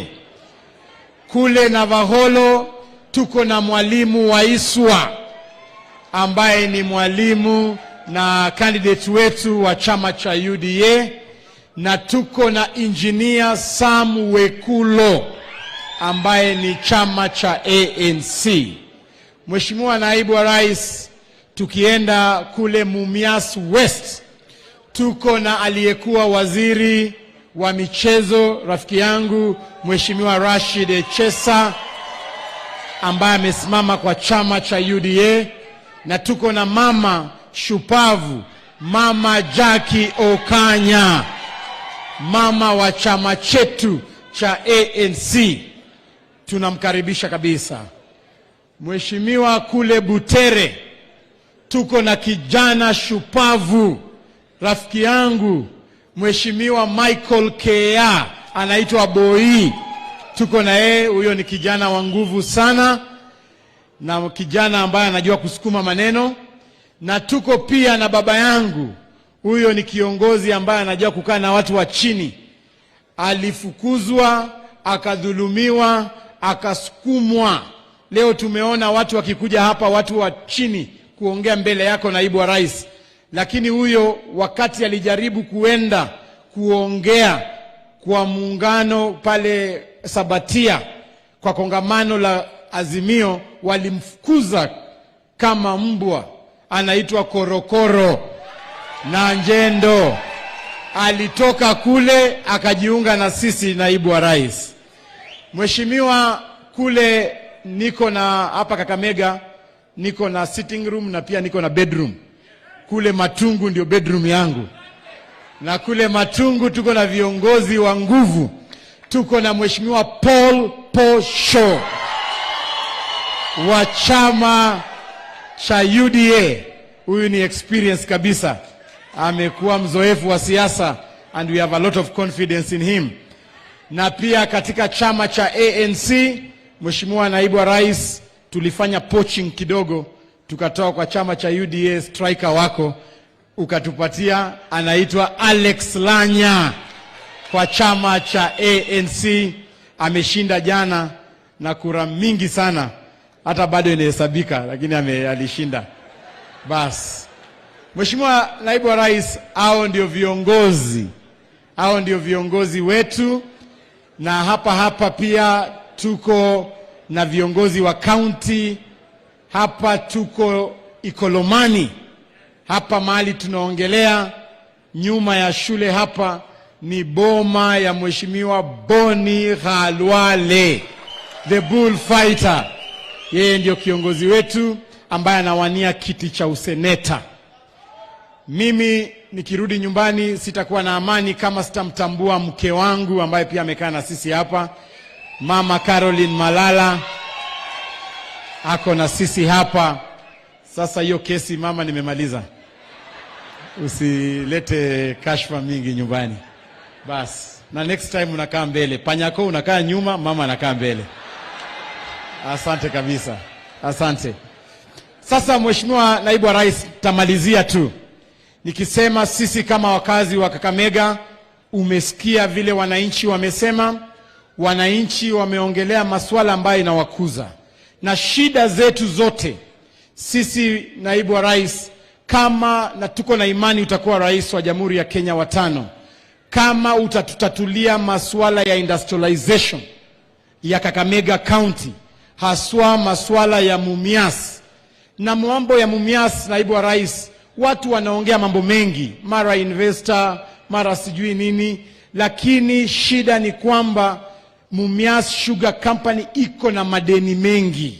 Kama hayo madeni wewe kama rais utayalipa na uyafutilie yote, so that tulete Mumias iwe kwa mikono yetu kwanza, we can plan how to revive Mumias kama hatuna deni lolote. Mheshimiwa naibu wa rais, KCB wanatudai 2.5 billion. KRA wanatudai karibu 3 billion. NHIF wanatudai zile remittance ambayo ingefaa tupeane za wale wafanyakazi. Na tuko na zile madeni ndogo ndogo. Sisi shida zetu za Mumias, they are totaling up to 10 billion Kenya shillings. Naibu wa rais, kama mulisaidia Kenya Airways more than 100 billion Kenya shillings, sisi Waluya tunaomba tu 10 billion. Tufufue factories zetu. So tukikuja hapa, kabla tuongee masuala ya policies za sukari, sijui importation, kwanza tulipieni madeni ambazo tunazo. Deni mingi ya Mumias ni KRA. KRA ni shirika la serikali, sio lazima hata mtulipie. Just write off the KRA debt. Hiyo unafanya mara moja. Shirika la pili ambalo linadai Mumias na linafanya Mumias haiwezi anza ni KPLC, Kenya Power and Lighting. Ni shirika la serikali. Ambia KPLC wafutilie mbali masuala ya deni ya Mumias. NHIF ni shirika ambalo linakuwa control na serikali. NSSF, hizo ndio madeni ambazo zinatukula. Sasa sisi tunasema ile kitu imefanya Mumias kabaki nyuma ni serikali, kwa sababu ya madeni ambayo mnatudai. Sasa serikali ndio inadai watu wa Kakamega County. Ukipata nyadhifa ya kukuwa rais, tafadhali tatua masuala ya Mumias Sugar. Jambo la pili, Mumesikia kwamba watu wa Kakamega hapa shida yao kubwa ni kwamba hawana maneno ya pesa katika mfuko zao.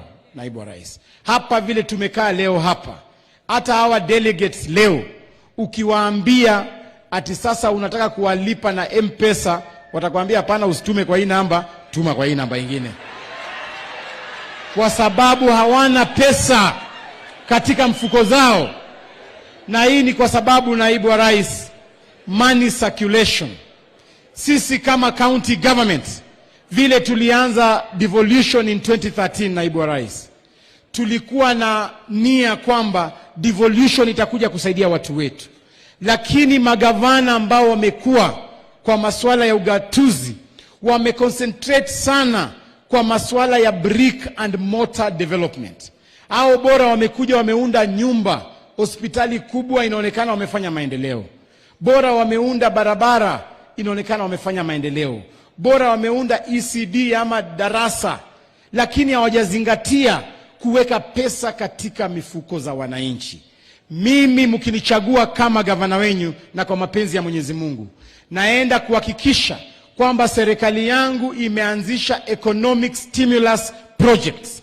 Zile projects za kufanya pesa iingie katika mifuko za wananchi. Na jambo la kwanza mimi nimesema ya kwamba kuna hizi kandarasi ambazo zimekuwa zikipeanwa, tenders, katika county government.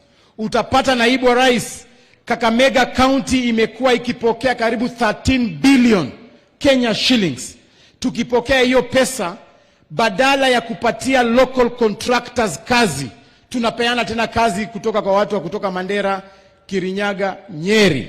Mimi mkinichagua kama gavana wenyu, nitahakikisha nimebuild capacity ya local business people and contractors, tupeane biashara za kazi hapa Kakamega. We shall only outsource contractors kwa zile vitu ambazo hatuna, Naibu wa Rais. Jambo la pili, mimi kama gavana wenyu mkinichagua, naenda kuhakikisha kwamba mambo ya kuweka contracts ziwe kubwa kubwa. Unapata kwamba County Government of Kakamega inataka kuadvertise supply of pen and paper.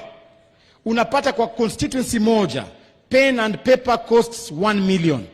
Lakini ukiweka kwa constituency 12 ina cost 12 or 14 million. Hiyo pesa utapata vijana wetu hawana capital ya kufanya biashara ya 10 ama 20 million.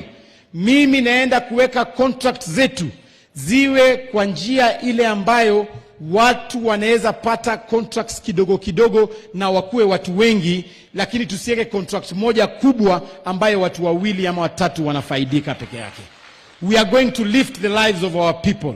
Na mwisho, mimi nimesema ninaenda kuhakikisha kwamba tumeweka katika kila wodi pesa ya table banking ya wamama na vijana na SACCOs. I have committed 5 million per every financial year kwa kila wodi. That amounts to 300 million per year, Naibu wa Rais, tuinue maisha ya watu wa chini kuenda juu. Mimi nimesema mambo ya biashara ni wamama wanaelewa. Kodi ya watu wa bodaboda, mimi najua watu wa bodaboda wameumia sana kwa kulipishwa kodi. Najua wanalipishwa karibu 1,500 ama 1,200 kwa mwaka, sio pesa mingi, lakini mimi kama county government naenda kuhakikisha, Naibu wa Rais, hiyo pesa badala ya kukata receipt ya county government, nitabakisha hiyo pesa ibaki 1,000, lakini tuwashurutishe waeke kwa SACCOs zao, wasilipe county government, so that we boost your SACCOs, maisha zenyu ziende juu. Wamama ambao mko hapa, serikali yangu imesema kwamba nusu ya serikali yangu itakuwa ya wamama na nusu ya serikali yangu itakuwa ya wanaume. Nikichagua mama mmoja, nachagua mwanaume mmoja. Nikichagua msichana mmoja, nachagua kijana mmoja. We must uplift our women. We must uplift our women. Na ndiposa, mheshimiwa, hawa wamama leo hii, mimi ukipatia bibi yangu pesa leo, utapata kwamba pesa hiyo itapanuka sana kuliko kunipatia mimi. Sababu mimi nitaweka kwa mambo mengine ambayo sio kawaida.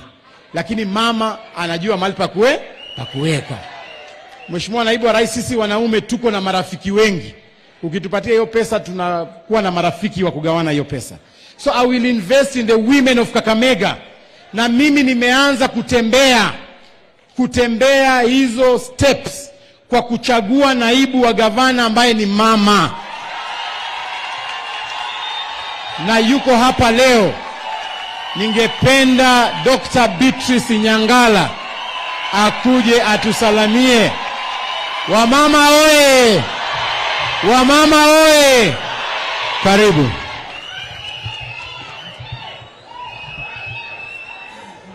Your Excellency, the 5th President of the Republic of Kenya, our party leaders, Honorable Musalia Mudavadi, leader of ANC, Honorable Moses Wetangula,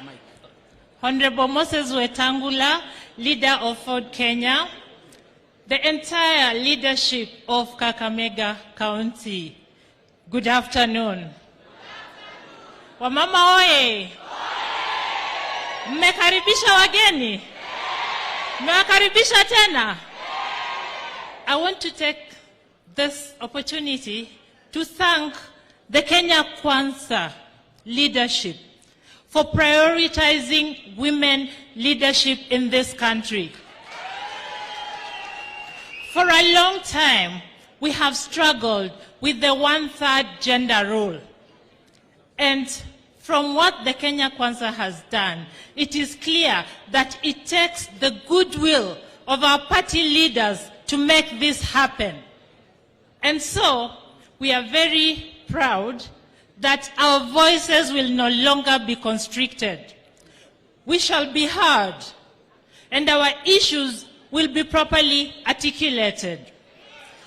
In the Kakamega County government, we promise to strengthen affirmative action, and this will ensure that resources are distributed equally among the men and among the women. I welcome all the women of Kakamega. As the men wear their suits and knock the governor's door, wear your vitenges and march majestically to my office. We shall discuss our issues, we shall plan our programs, and we shall be empowered. And gentlemen, you know what? When the women have the money, they'll take good care of the children, they'll take good care of you, you will be happier, you will live longer, and we shall all be happy. And so, our priority will be to strengthen women groups, all the issues that our governor has talked about for women. That money will be in my office, and we'll make sure that your chairmans are strong enough, they are doing business, they are getting contracts, and you have money in your pockets to take care of your families. I thank you once more, Kenya Kwanza leadership and our 5th President, for giving me this opportunity. I will make you proud. The women of Kakamega will make you proud. Thank you. Asante sana. Anatosha ama atoshi? Anaweza ama hawezi? Bas, mimi nimeshapanga hiyo maneno, nimemaliza. Asante sana. Asante. Naibu wa Rais Dr. Beatrice Nyangala anaweza. Yeye ameacha kazi yake ya United Nations. Nimemtoa kule United Nations akuje hapa Kakamega. Yeye ni mama yetu kutoka Malava constituency, na atatufanyia kazi vilivyo. Asante kabisa. Sasa ningependa tu kuchukua fursa hii, Naibu wa Rais, kuita kiongozi wetu wa kutoka Malava constituency, Mheshimiwa Malulu Injendi, akuje atuongeleshe, alafu tukimalizia.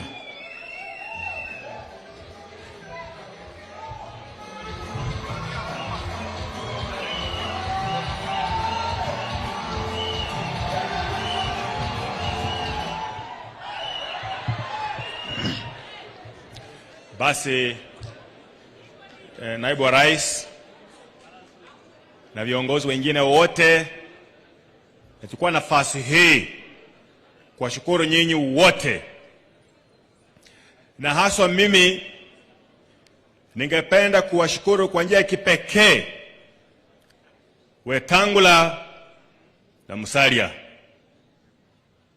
Mlifanya uamuzi wema kutuondoa huko chini kwa maji kuleta mahali kuna taa. Kule sisi kama watu wa Western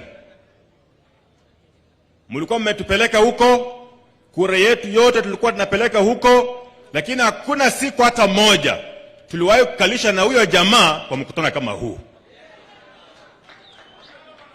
Ruto, tunasema ni asante. Ona huyu jamaa kwa hii safari yake mara ya kwanza, sisi watu wa Western ametuweka mbele. Yeye anataka kufanyia serikali, amesema tukae naye kwa meza tusemesane. Hii ndio serikali nzuri Musalia na Wetangula mliamua tuingie. Kwa wakati huu sisi kama watu wa Western na sisi kama Waluya, inamaanisha ya kuwa tukiingia hapo, huyu Ruto ako tayari kwa miaka 5 kutuambia ile ametufanyia kulingana na vile sisi tulimuuliza atufanyie. Kwa hivyo mimi nachukua nafasi kusema tu ni asante. Sasa wewe Musalia, kwanza mimi nimekushukuru hii 30% kwa government, sisi tunasema asante. Wetangula hii 30% asante. Wakati huu sasa sisi tukipata nafasi, tukiwa na ministers 21, tutakuwa nao 6, tunasema asante kwa hii serikali. Na naibu wa rais, sisi tunakuombea. Na siku ya leo kila nimeshangaa, Kibaki ndiye alikuwa rais wetu mzuri kabisa kwa wale waliokuweko na wale wako. Ukiona mambo ya Sidia, ukiona mambo ya yani, hii speaker iko namna gani? Mimi nimesema kwa wale waliokuweko ma presidents na wale walioko, Kibaki was the best. Na leo hii earthquake, Musalia huwa anasema earthquake.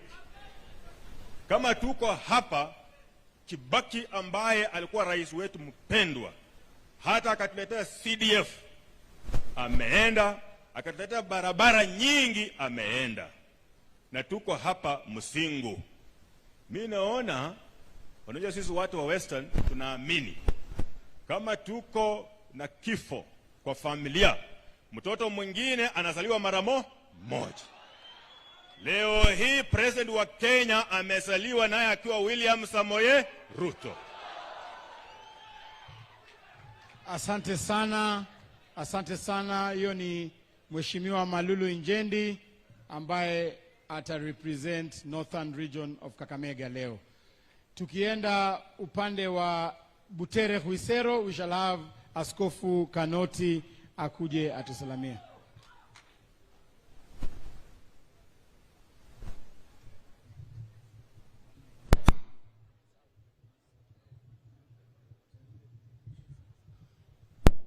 Your Excellency, the Deputy President, Your Excellency, Mheshimiwa Musalia Mudavadi, and all the leaders present, for me, I'll be very brief. You, as a team, we are praying that you come together to dismantle the deep state that has come together to suffocate Kenyans. It is our time, and we are Kenyans saying enough is enough. Somebody say enough is enough. We must defeat the Atuolis of this world. We must defeat Raila Odinga of this world. And we must defeat Uhuru Kenyatta.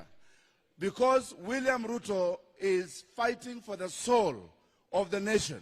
The nation is under capture. Somebody out there, go out from Wisero to Lugari to Kakamega and fight this tyranny that we are having in this country. Thank you.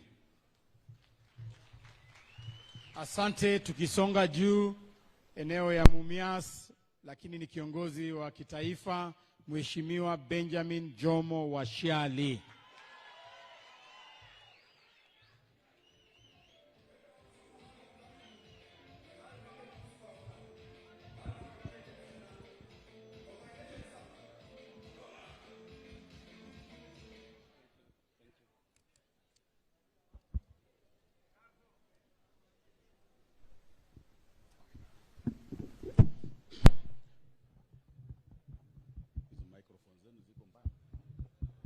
Bas, asante sana ndugu Malala, Your Excellency, the Deputy President, and our brother, Daktari William Samoei Ruto, who is also party leader of UDA, our brother, Honorable Musalia Mudavadi, party leader of ANC, Moses Wetangula, Baba wa Roma, party leader Ford Kenya, and other leaders, all protocols observed.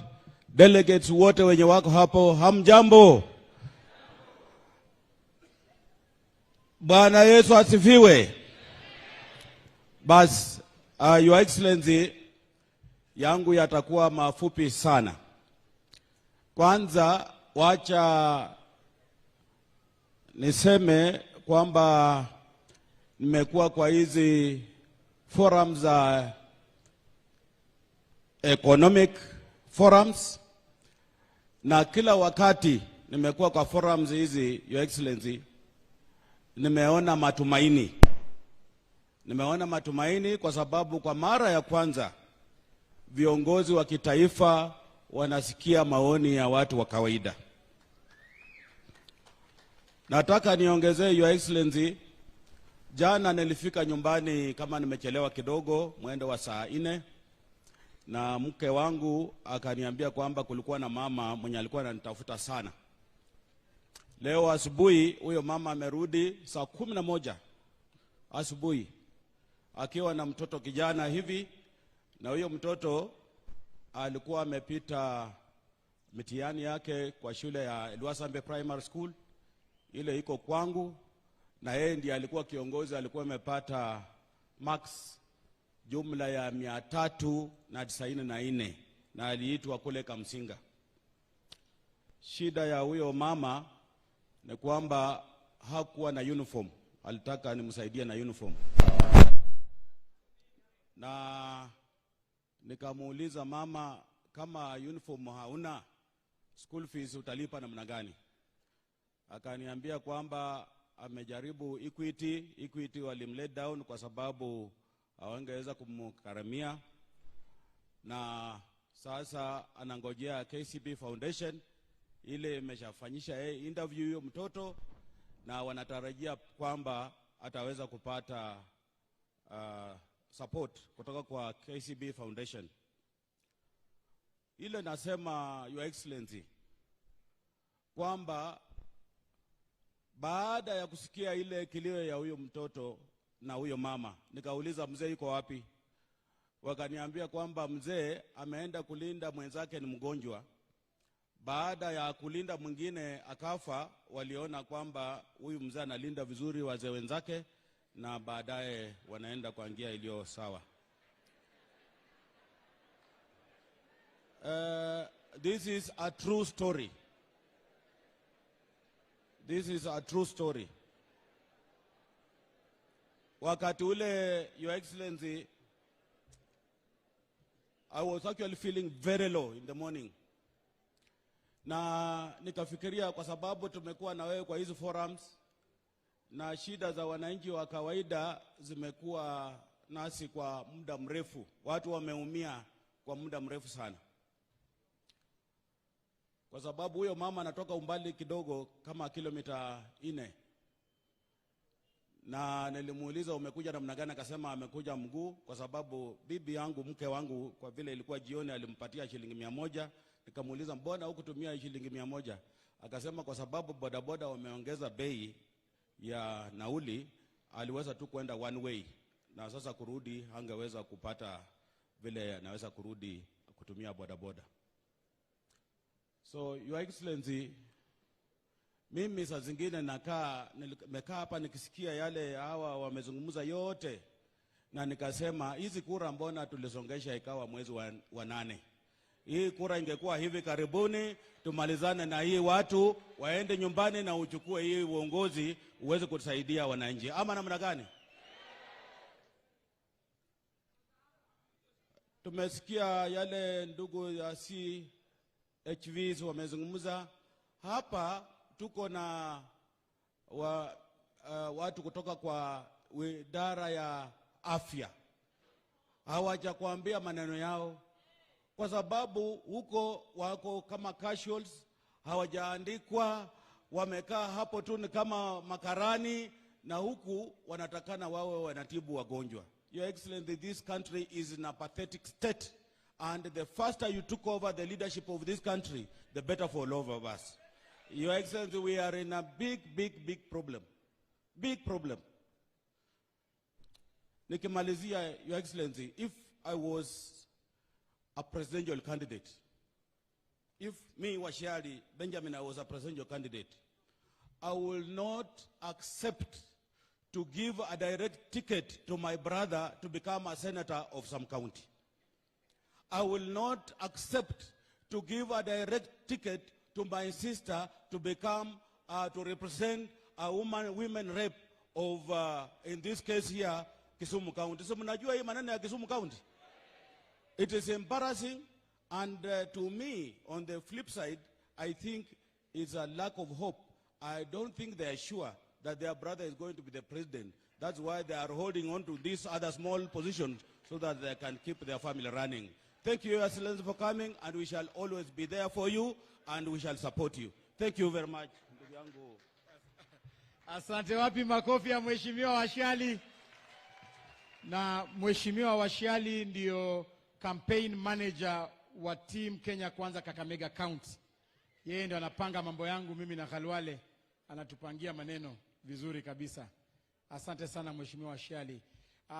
Naibu wa Rais, one more person, tunamaliza alafu tuende kwa principals. Utaniruhusu tu nilete kule Northern kabisa Diberius Shikuku atusalamie. Yeah.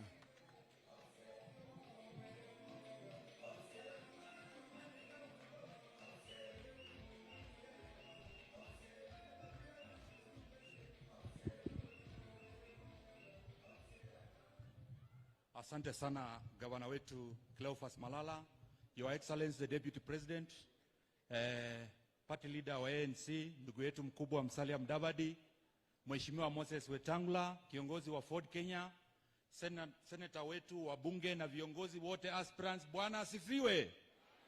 Muko wazima? Vile mmesikia, kwa majina ni Mheshimiwa Diberius Shikuku Wafula, mbunge anayekuja kule Lukiani kwa chama cha UDA, na ningependa kuchukua nafasi hii kuwashukuru viongozi wetu wa Kenya Kwanza wakiongozwa na Deputy President ambaye ni rais wetu tarehe 9 kwa kuweza kuweka mkutano wenye mikakati, na ni wazi kwa wale speakers ambao wamekuwa hapa kwamba ni mara ya kwanza kwa historia ya nchi ya Kenya kwamba tuna kiongozi na viongozi ambao wanaona kwamba kabla waombe kura ya wananchi waketi na wananchi wa kawaida ili waelezane vile wataendesha serikali. Kwa heshima hiyo, kiongozi wetu, rais wetu pamoja na viongozi wengine tunasema asante sana, na sisi kama viongozi wa Kenya Kwanza nataka kutoa hakikisho kwamba tutasimama pamoja kuunga mkono kutafuta kura kuhakikisha kwamba serikali ya Kenya Kwanza chini yako inafanyika tarehe 9. Na sisi hapa Kakamega, haswa kule Lukiani, Lugari North, tuko imara nyuma yako Mheshimiwa Rais wa 5 Mheshimiwa Ruto, na pamoja na Mheshimiwa Cleophas Malala. Tunasema gavana wetu ni Cleophas Malala, na sisi tarehe 9 tutafanya kazi hiyo pamoja na wananchi wote wa Kakamega North, sisi tukiwa ndani. Kwa hiyo heshima ambayo mmetupea, nasema asante, Mungu awabariki, asante sana. Huyu ni kiongozi wa nguvu kabisa. Bas, mwisho naibu wa rais, kwa niaba ya Lurambi, Kolomani na Shinyalu, tungependa kuita Mheshimiwa Fred Ikana, MP aspirant wetu wa ANC, alafu tumalizie.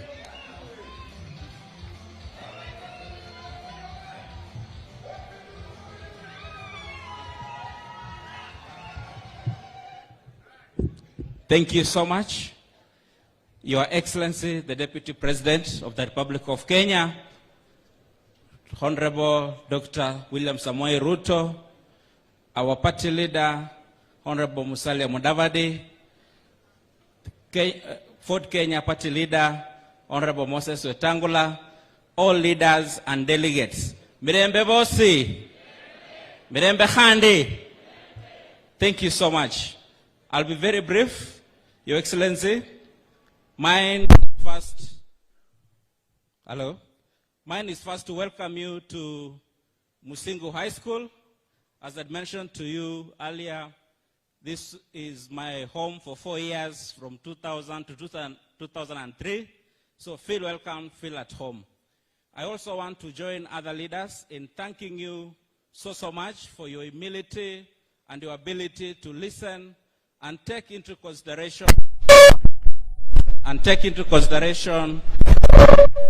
the views. Sorry.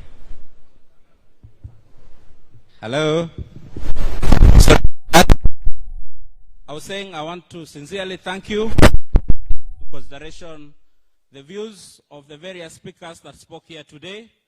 We want to assure you that as your Kenya Kwanza team in Kakamega and also in Shinyalu, where I come from, tutaweka majembe chini kwa ground kabisa, tutahakikisha sera za Kenya Kwanza tumefikisha kwa wananchi, tumeweza kuwaelezea ile mipango na mikakati ambayo tuko nayo ya kuwasaidia kuwainua kiuchumi na pia kwa maisha yao.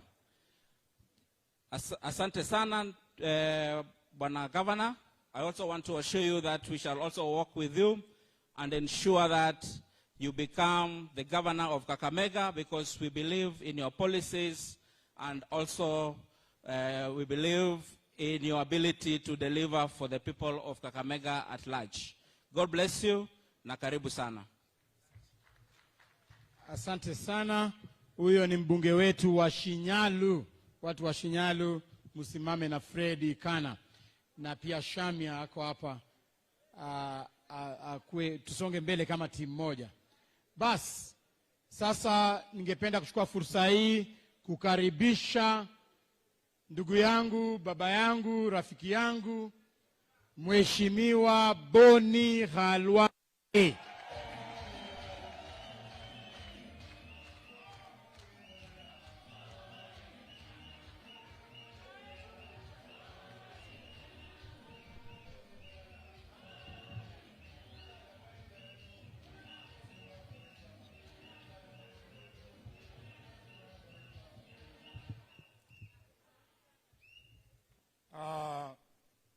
Mulina weru nali mrende weru ukhabanga baruchi bwishibala shinu mwana weru Musalia Mudavadi mwana weru Wetangula nende munyibana weru baluya bosi bamutushiyani Musingu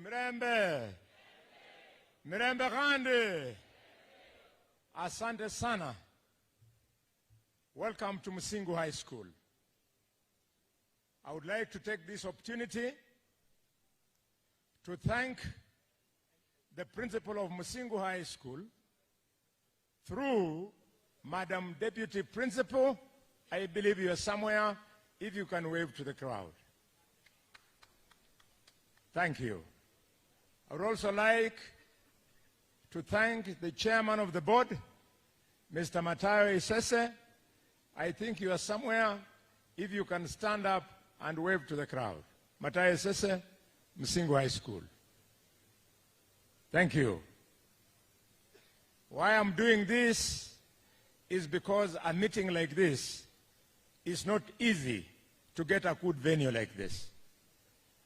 Madam Deputy Principal, Uriomno, tell the principal thank you when he'll be back in school.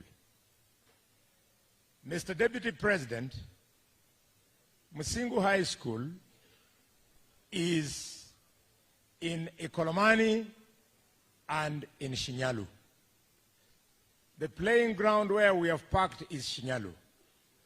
And where we are is Ikolomani.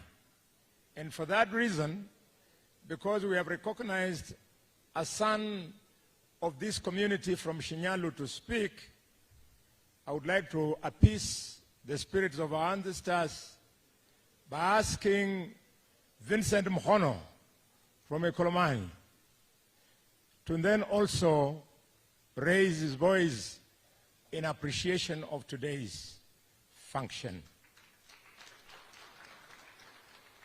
I would also like to invite Hilary Shamia and Butichi.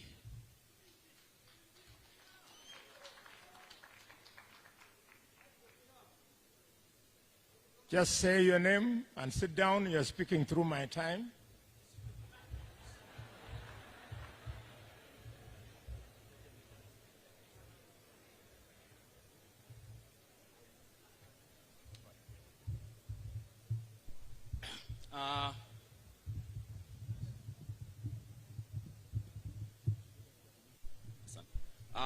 Your Excellency, Deputy President of the Republic of Kenya, Your Excellency, Honorable Musalia Mudavadi, Party Leader ANC, Party Leader Ford Kenya, all protocols observed. Yinzininze Vincent Muhono, and I want to take this opportunity kuwashukuru nyinyi wote ambao mmefika hapa leo. Feel at home. Hapa ni Ikolomani. I am the UTA candidate. Nataka kuwaomba wale watu wetu wa Ikolomani ambao mko hapa, this time round, naomba kura yenu. Nitatembea na nyinyi kila mahali Ikolomani. Nihakikisha ya kwamba kura ya mwezi wa 8 tarehe 9 imeenda kwa UTA. Nenya kusandiza wale wote ambao wameorganize forum hapa. Niko na imani kwamba kila mmoja wetu at least ameshika kitu kimoja ama viwili, ambapo tukitoka hapa tutaenda kwetu nyumbani, ili itatusaidia tuimarishe uchumi wetu. Asanteni sana, Mungu awabariki.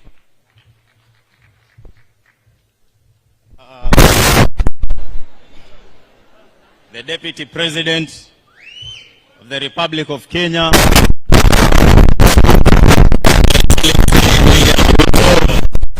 Party Leader ANC, Leader Ford Kenya, karibu Shinyalu na Ikolomani. My name's Hilary Shamia. I'm a youth candidate. I represent Shinyalu constituency.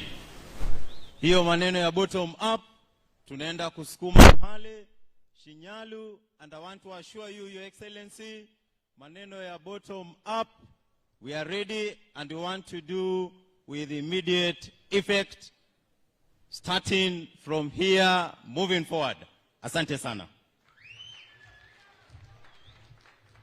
Kenya Kwanza hoye! Kenya Kwanza hoye! Your Excellency, the Deputy President, the Party Leader for ANC, the Party Leader for Ford Kenya, all guests who's been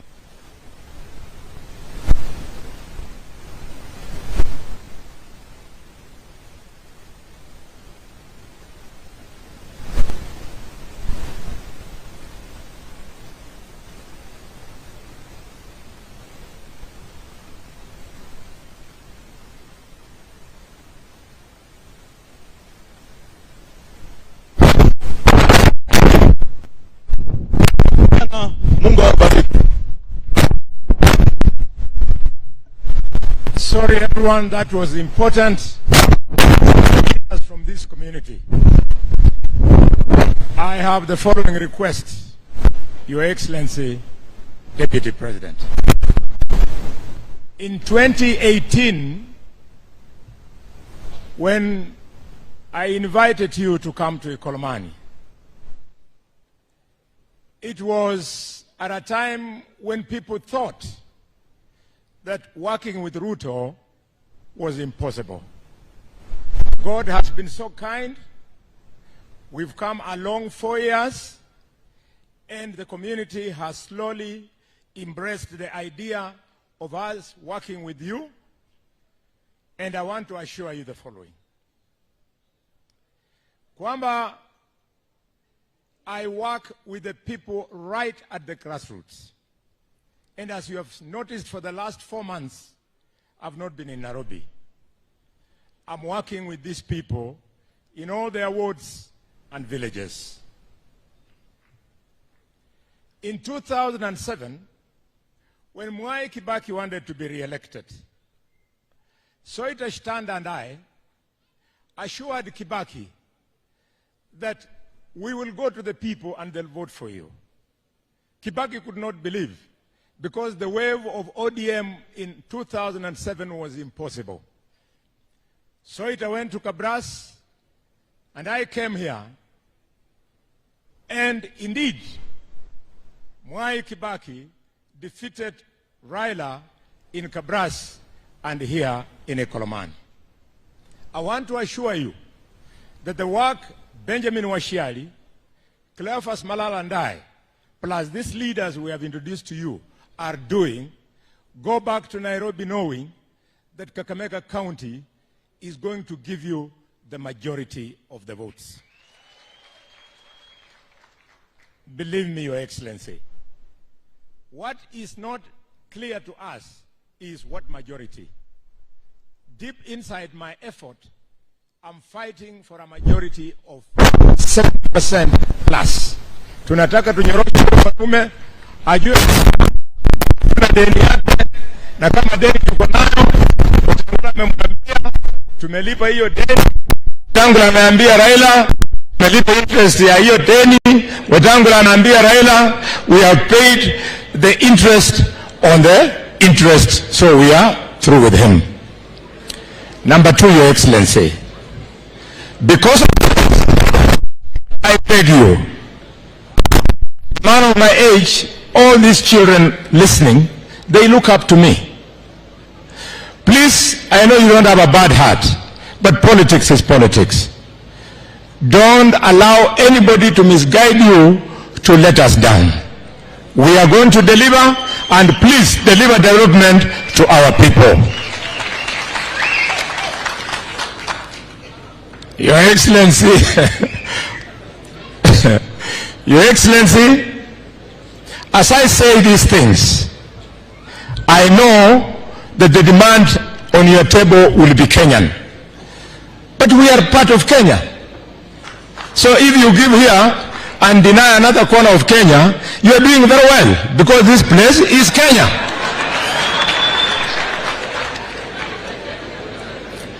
Thank you very well.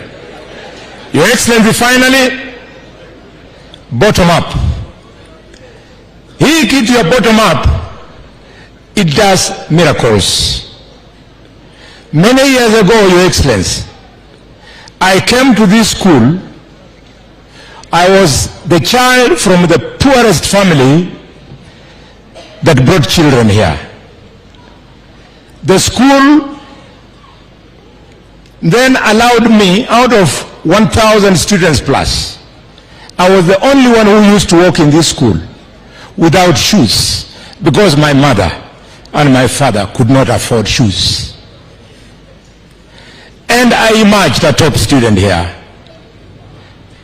I went to Kakamega High School, and when I went to the University of Nairobi, on graduation day, I remembered that I had gone through school without shoes, but I had a challenge. My mother was coming to Nairobi for the first time to attend my graduation ceremony, and my mother had never put on shoes in her life. So I went and bought those rubber shoes, the black ones, and she put on shoes for the first time and came to Nairobi. So sherehe ikaendelea, tukaanza kuonyeshana graduates, you show your parents, they show you their parents. When we reached my mother, where she was. I was shocked when I wanted to show my colleagues who my mother was. Yes, she was there, but she had removed the shoes because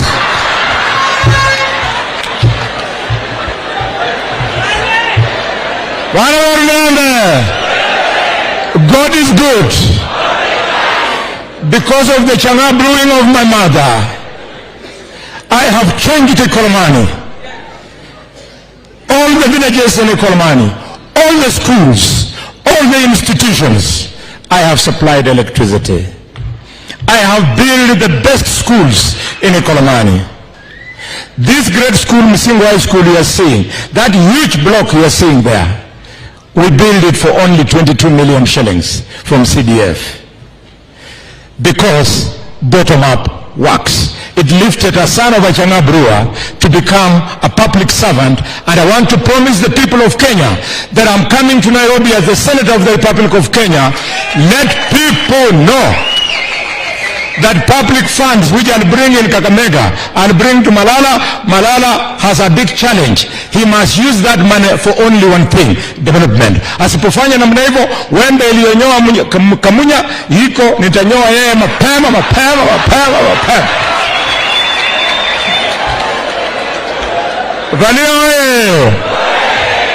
Finally, Mheshimiwa Wetangula na Mheshimiwa Mudavadi, the three of us, we are not children. In fact, we are older than the president. All of us cannot reach the president. When you reach the president, you know how unique our community is. Do not take there the agenda of one corner of the 7 million Luya community at the expense of another corner of the other Luya communities. I am serious because I have donated my intellectual property to fighting for the cause of the poor. It will be a disaster to have a good president like William Ruto, then he doesn't get the proper information from us. I want you guys to trust me. I'm a selfless person. I wanted to be your governor. I prepared you.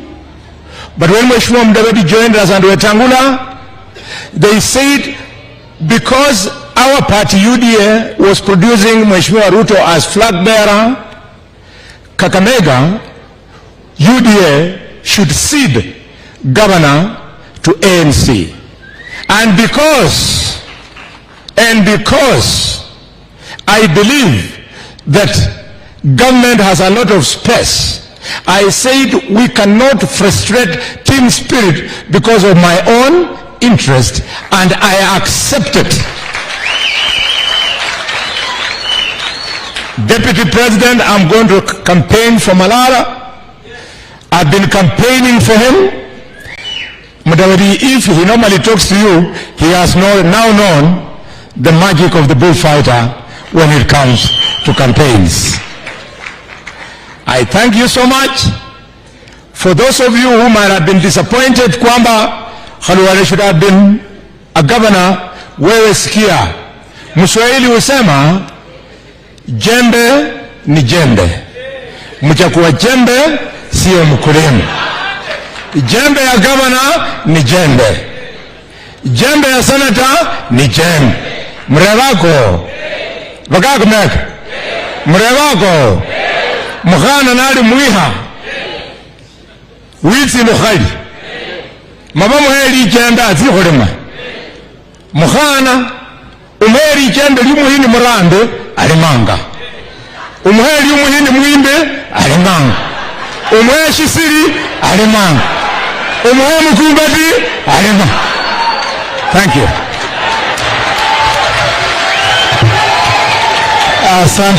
Asante. Wapi makofi?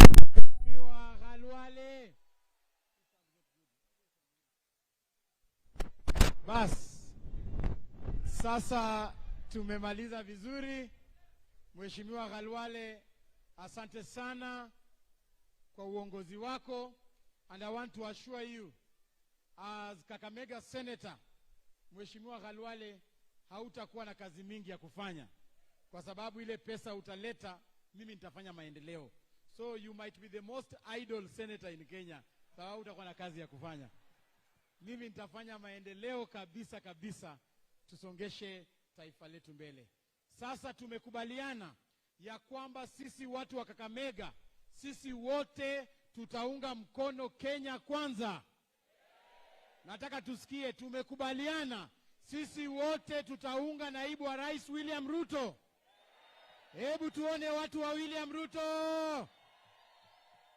Bas, sasa ni fursa yangu kuita viongozi wetu wakuje watuongeleshe, na tungependa kuanza na kiongozi wetu baba wa Roma, Mheshimiwa Moses Masika Wetangula.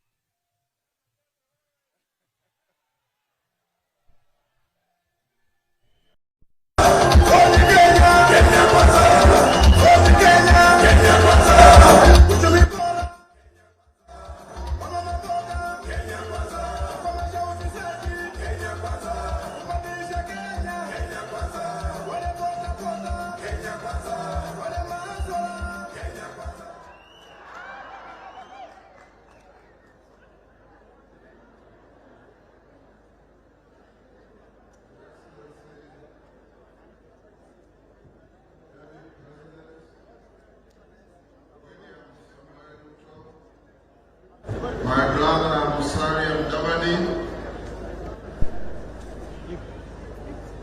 our elected and budding leaders,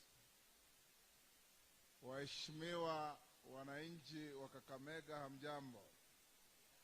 Mlembe. Tulitakikana kuwa Bungoma kesho kwa kongamano kama hili, na Busia Jumapili kwa kongamano kama hili, lakini kwa sababu na kwa heshima ya ndugu yetu rais mstaafu Mwai Kibaki, na kwa sababu serikali imetangaza ya kwamba there's going to be a state funeral and there's official mourning for the departed hero, tutasidisha hiyo mikutano kwa siku chache ndio tuendelee. Kwa hivyo wale mtanisikia kule Bungoma na Busia, mjue hatutakuwa na hizo mikutano for a few days. Lakini tukiwa hapa leo, hii ni safari ya kwanza to have a tete-a-tete, a one-on-one engagement with an incoming government and those who will cause it to come into government. Nyinyi ndio wapiga kura. Nyinyi ndio wenye uamuzi. In many ways, leaders are very presumptuous. Wanafikiri wanajua kila kitu. Lakini kwa Kenya Kwanza tumesema kuna vitu zingine tunajua, zingine pengine hatujui zaidi. Na vile ndugu yetu wa Malwa kijana alikuwa akisema, a good idea will always give way to a better idea. Tumesikiza yale mumesema, and we are engaged in serious business to transform our country, to re-engineer our economy, to revive our economy, to put our shattered economy back on the rails, to dress our naked economy, make it attractive, make it productive, and make it worth the while of the people of Kenya. Kwa hivyo leo tukiwa hapa, ndugu zetu wa Kakamega, challenges zetu tunasijua. ile saa zingine hatupati ni majawabu ya kutosha na kuridhisha. Wimbo wa Mumias tumeimba sasa karibu miaka 10. Kule ng'ambo Nzoia ambayo ina wakulima upande ya Kakamega tumeimba zaidi ya miaka 10. Mambo ya uchumi wetu kwa vitu mbalimbali mmesema tumeimba sana. But for a change, you have a government coming in that listens, that is responsive, that cares, that will be participatory, that will be results oriented. We shall do critical internal analysis constantly to see that we are meeting the pledges we are making to the people of Kenya, not just in Western but the whole country, kwa sababu serikali yetu ya awamu ya 5 itahakikisha yale maendeleo tunafanya hapa ni yale tunafanya Mandera, ni yale tunafanya Turkana, to lift Kenya together as one. Kwa hivyo ndugu zetu, wale ambao mnataka kuchaguliwa na wale ambao mtachaguliwa, tunawaomba tukue timu moja. For this agenda to succeed, we must have a unity of purpose. We must speak with one voice, and we must focus on achieving the goals we are setting for ourselves. Hivyo ndivyo tutakuwa na nafasi ya kuinua mwananchi wa kawaida wa vijana wetu wote ambao wamemaliza shule hata university, lakini hawana mbele wala nyuma. Sio kwa kupenda kwao, because we have been having an uncaring government that is focused on mega things, building skyscraper roads and other things at the expense of the microfinance and microeconomic development of the country to lift everybody to a better level. Leo hii tukiwa hapa, ndugu zetu wa Kakamega, nataka kuambia viongozi wetu wa Kakamega ya kwamba you are the nerve center of the Mlembe nation. Mara kwa mara tunasema you hold the indivisible capital of the Mlembe nation. Kakamega ikikohoa, Bungoma tunapata homa. Kakamega ikikohoa, Trans Nzoia pia wanapata homa, Viga wanapata, Busia wanapata.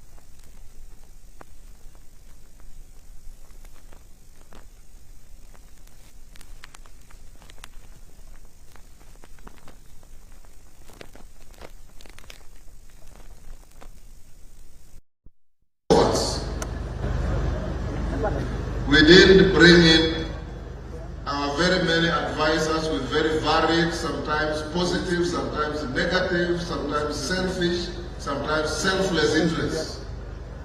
We sat the two of us and weighed the situation in the country and looked at the journey that we were taking, being chaperoned by President Uhuru. And we realized President's agenda was to succeed himself.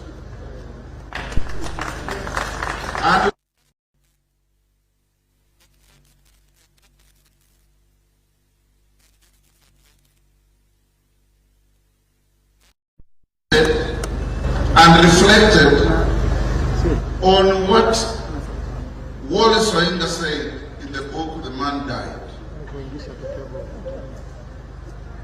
That the man dies who keeps silence in the face of tyranny, in the face of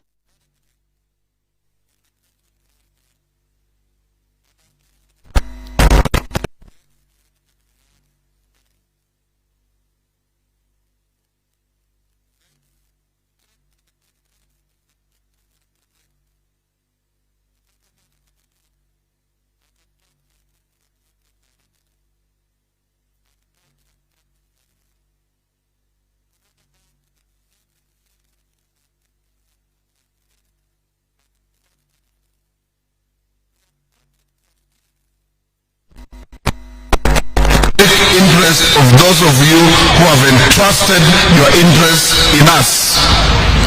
So our duty to do public good is not an option. It's not an option. So my brother Musalia, whichever side we look, I am confident that we made the right decision at the right time.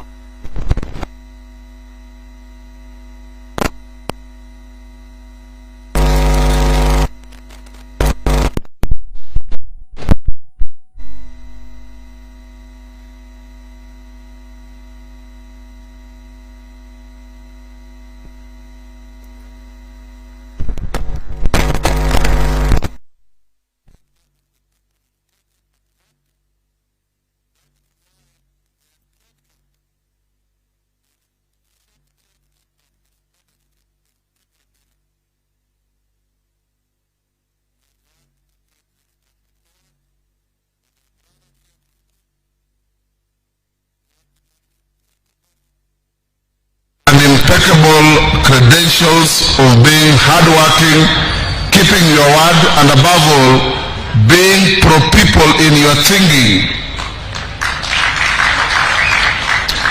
entails you and enjoins you with us.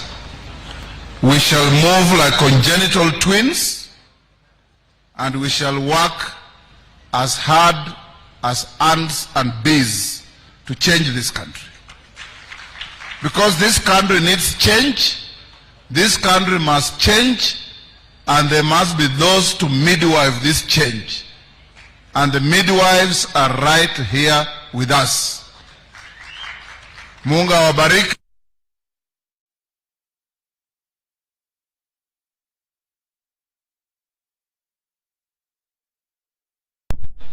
And above all, tuwe na heshima kwenu, heshima kwetu wenyewe, na ujasiri ya kusema ya kwamba you deserve all the time better than I as an individual do. Thank you. I'll now invite my brother Mudavadi.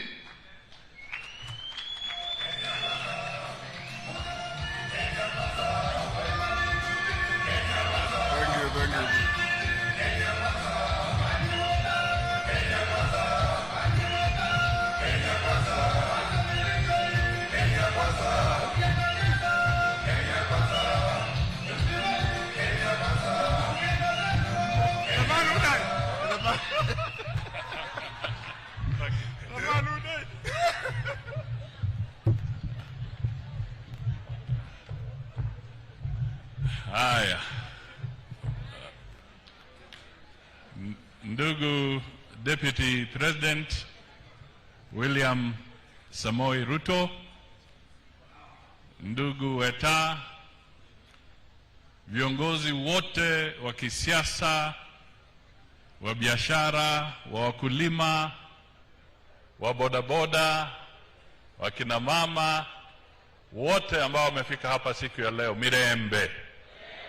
Mirembe mno, mbe baramu, mbe moyo, Asante sana.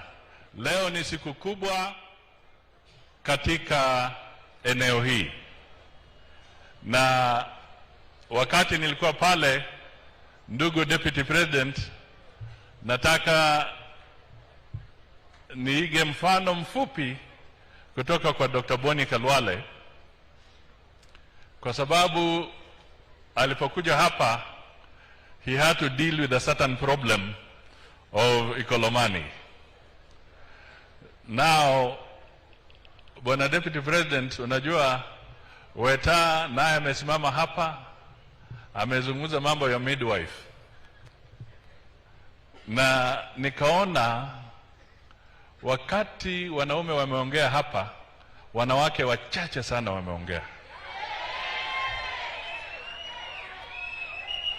Kwa hivyo kupitia kwa huo utetezi, mimi nataka niombe wanawake wawili waje hapa, niwapatie dakika moja yangu kila mmoja, Bi Lusweti na Bi Hadija.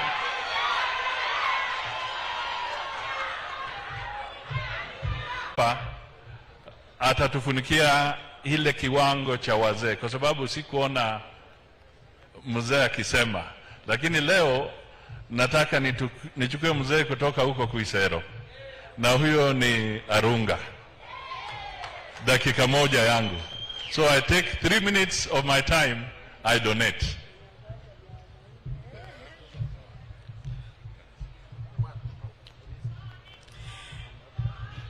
Your Excellency, our 5th President, Dr. William Samoei Ruto, all protocols observed. Hallelujah, Mlembe. Mlembe Handi. I'm so happy to be here today to attend this economic forum ambayo inatufundisha umuhimu wa kukua na hii economy ianzie chini. Na nashukuru sana Mheshimiwa Musalia Mudavadi, umetu acknowledge kama wamama. Nataka niseme most of the CMEs, biashara ndogo ndogo, inafanywa na wamama, na ni wamama ambao wameshikilia nguzo muhimu ya biashara ya kaunti ya Kakamega. Sasa wakati tumekaa hapa, utaona kwamba wamama wamejaa. Inamaanisha Mheshimiwa, ningependa tu kuambia our Excellency Dr. William Samoei Ruto kwamba supporters wako wakubwa ni wamama hapa Kakamega. Na ukishika hapa wamama mkono, tutaenda mbele. Tunakusupport na tunatembea na wewe. Lakini mimi kama politician pia nitasema hivi, wamama munishike mkono, tutembee, na ikifika tarehe 9 ninaomba kura kwa tikiti cha ANC. Asanteni. Haya. Binganji. Asante sana His Quickness. Mheshimiwa Naibu wa Rais ambaye ni rais wetu wa 5 mtarajiwa, viongozi wa tabaka mbalimbali, ebashesi ya mrembe mwesi. Ese kama mama mwepesi wa maendeleo, mimi nataka kusema asante sana, kwa sababu leo katika historia ya Kenya, Waluya tumekutana not to talk about Luya unity, but to talk about the economy of our people. And who knows, this is what may just unite us at Luya community. Mimi nataka kumshukuru Mheshimiwa Naibu wa Rais kwa kutupatia nafasi hii kama watu wa mashinani, mwananchi wa kawaida, kuhusishwa katika manifesto yake ya serikali ambayo inakuja. Bottom up economic model inamaanisha kwamba tunataka kuhakikisha yule mama ambaye tumekuwa tukiona kwenye TV akichemsha mawe kudanganya watoto wake kwamba anapika, ndio watoto walale wakifikiria mama anapika. Bottom up economic model inasema itasaidia vipi huyu mama kuweka chakula kwa meza. Bottom up economic model inasema yule kijana wetu wa bodaboda Likuyani ambaye amekuwa akidharauliwa, watu wakimuona kama ni jambazi kwa sababu ya kazi yake. Bottom up economic model inasema tunataka kuheshimu biashara ya bodaboda kama kazi nyingine, na tuwaimarishe, tuwasaidie kuweka pesa mfukoni. Bottom up economic model inasema inapatia mama mboga nafasi kuhakikisha kwamba wafanyabiashara wetu wadogo wameweza kupata pesa ya kufanya biashara, na zile leseni ambazo zimekuwa zikiwahangaisha zimepunguzwa, ndio wafanyabiashara wetu waweze kupata faida na kuweka pesa mfukoni. Mimi nakushukuru sana Mheshimiwa Naibu wa Rais, na ninafurahia kwamba wewe ni mtu ambao umevaa kiatu cha mtu maskini, unaelewa kinafinya wapi, na sisi wote tunatamaa kuhakikisha kwamba umekuwa rais wa nchi hii ili uweze kutuinua watu wa chini. Asanteni sana, Mwenyezi Mungu awabariki. Tupigie William Ruto kura ili tuweze kuinua maskini, na hapa atakuwa nasaidiwa na mama mwepesi, Mama Hadija Nganyi kama Women Rep Kakamega County. Asanteni sana, mbarikiwe.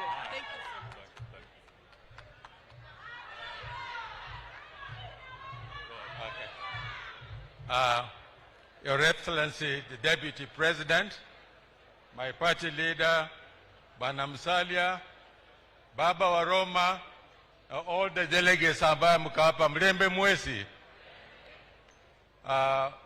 Mheshimiwa Bwana Mudavadi, mimi nashukuru kwa kunipa nafasi hii kama mzee, na kwa majina mimi naitwa Julius Arunga, nimezaliwa Huisero na mimi ni mkulima.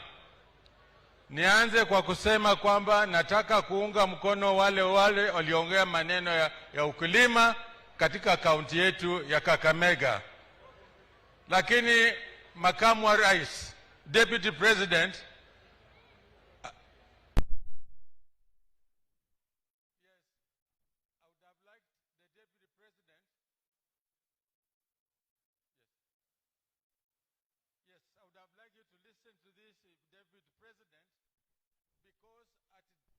level, mimi ningekuomba, when you take over, it's not if, it's a question of when you take over, ningekuomba katika sehemu ya ukulima, because we have said we tunategemea maneno ya ukulima, but from the previous governments we have seen very little investment being made kwa sekta ya agriculture.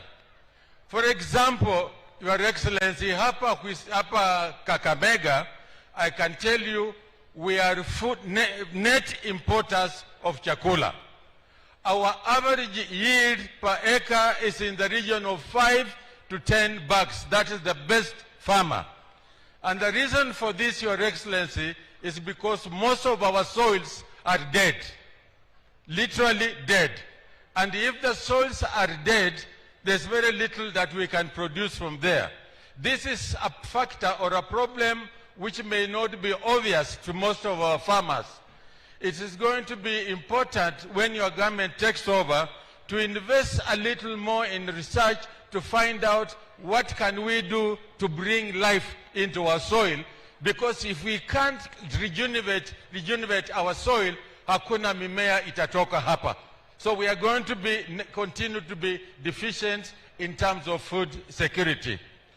Now, nikimalizia, Your Excellency, tuko na miji hapa Kakamega, townships, Hayega, Huisero, Lugari, these are small towns. But the way things are happening is that there is no effort which has been made to try and plan these towns, because tomorrow they are going to be the cities of Kakamega. So it is important, because I know as politicians, tuko na hii tabia ya think about the next election.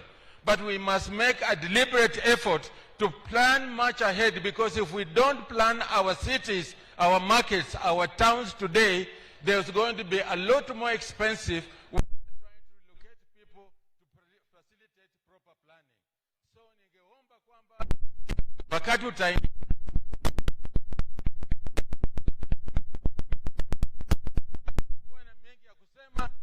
wakati, wacha nisimamie hapa. Asante sana Mheshimiwa kwa kunipa hii nafasi. Haya, asante sana Mheshimiwa na wamama ambao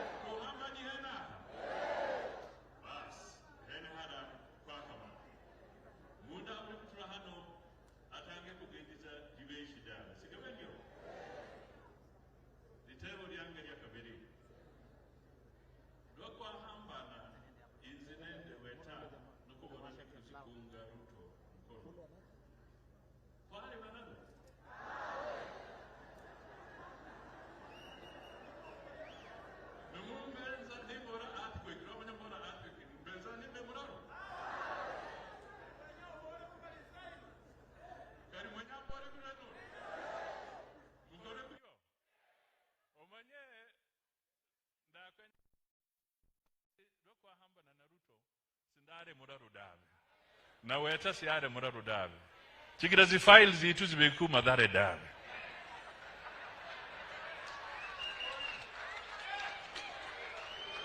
kuulizana kumunyini bande ba earthquake kauri kundiko haya degeriza mkono sema earthquake earthquake earthquake haya sasa kwenya kuteba na matebo ndebandi president aza kuzia yengo mweri 9 mweri wa 8 muhiga gono bamurangabwa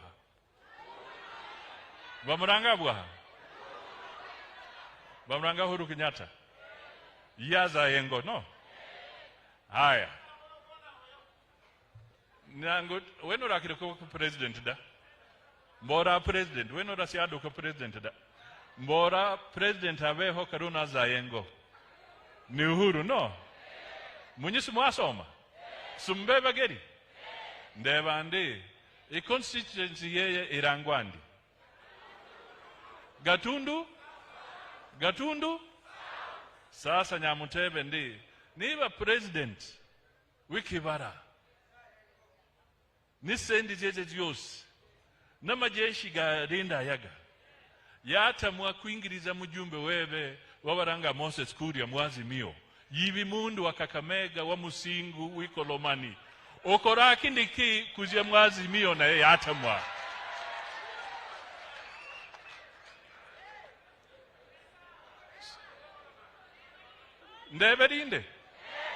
ndeberinde henza mundu abeshimbi hubeye muhenze muni mutebe ndi nibi muyingu noho ninzi muyingu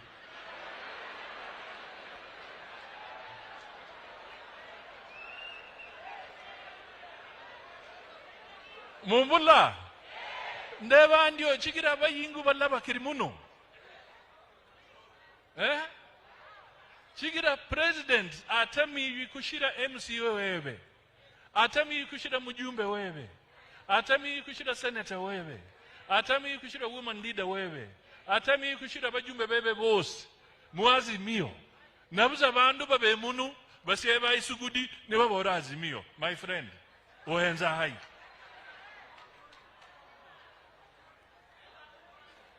Kasumba ya nini ndahi kweli nenda kweli inzini mbe pastor dawe nabuza ndabakuza pastor wa Israeli ndari mbore uzande umusigo gwa kumina digina dibe kiritu nyasaye iha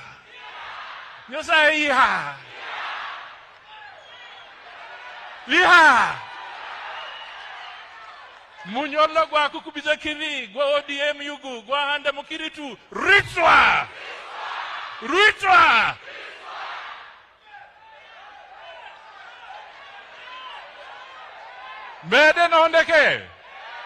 Mede naondeke babende bimbanga ndari ndabofwa mahono ni birenje ndari ndabofwa mahono ni birenje nunu sangaranga bohore yue obembohole yibi mundu wa Kakamega obembohole wakutura minyolo jira karunu kube Mkenya kwanza kube na William Samoei Ruto kube na Weta kube na Malala kube na Khalwale kube ni Njendi kube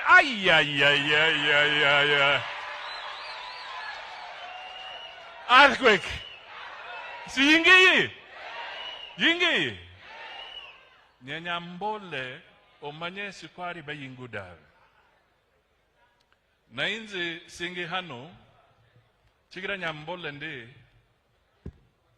sigabe ndi lazima Mudavadi mwana wa Hana mukana mushangara abe yanyora bzo wenyine dawe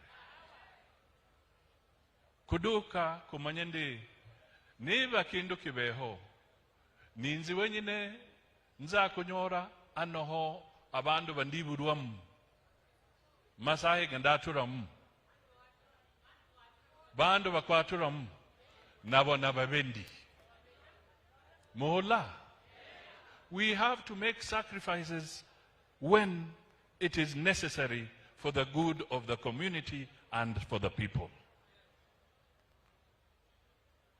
And mimi nataka tukiondoka hapa, swali lisiwe Musalia atapata nini. Swali lisiwe Weta peke yake atapata nini. Wala swali siliwe kwamba Malala naye atapata nini na Boni atapata nini.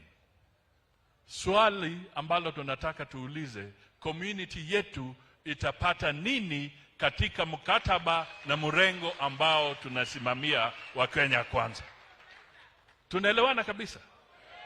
Mimi nikisimama hapa, ndugu ya Weta, wakili shupavu, ndugu Wanyonyi, amekuwa akitetea vile sisi tumetetea hii mambo ya ODM. Yeye ametetea. Sasa dakika ya mwisho wamesema yeye hastahili kuwa governor, yeye akae kando. Governor wameenda kutoa project nyingine. Hii mambo ya project imekuwa ngumu. Wameenda sasa kutoa project nyingine, wameleta mtu anaitwa Igathe, wanasema yeye ndio atakuwa governor wa Nairobi. Mimi nataka niwaulize, katika Kenya Kwanza, sisi tukiwa hapa, Weta yuko hapa, Dr. William Samoei yuko hapa, Musalia yuko hapa, na hawa ndugu zetu wengine wako hapa. Sisi tumesema candidate wetu wa governor Nairobi atakuwa Johnston Sakaja. Na mimi nataka niulize watu wa hapa, mama ya Johnston Sakaja anatoka hapa ama anatoka wapi? Wapi? Si hapa? Kunyi katika Kenya Kwanza Koboya ndi candidate as a governor mu Nairobi. Budget ya 50 billion. Ni mtu ambaye ni Muluya ambaye anaitwa Johnston Sakaja. Upande ule mwingine Azimio wamerusha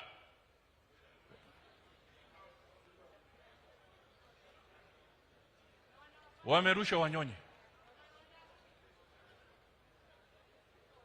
Sasa mimi nataka niulize tena, wewe angalia yule yuko karibu na wewe, ni nani mjinga?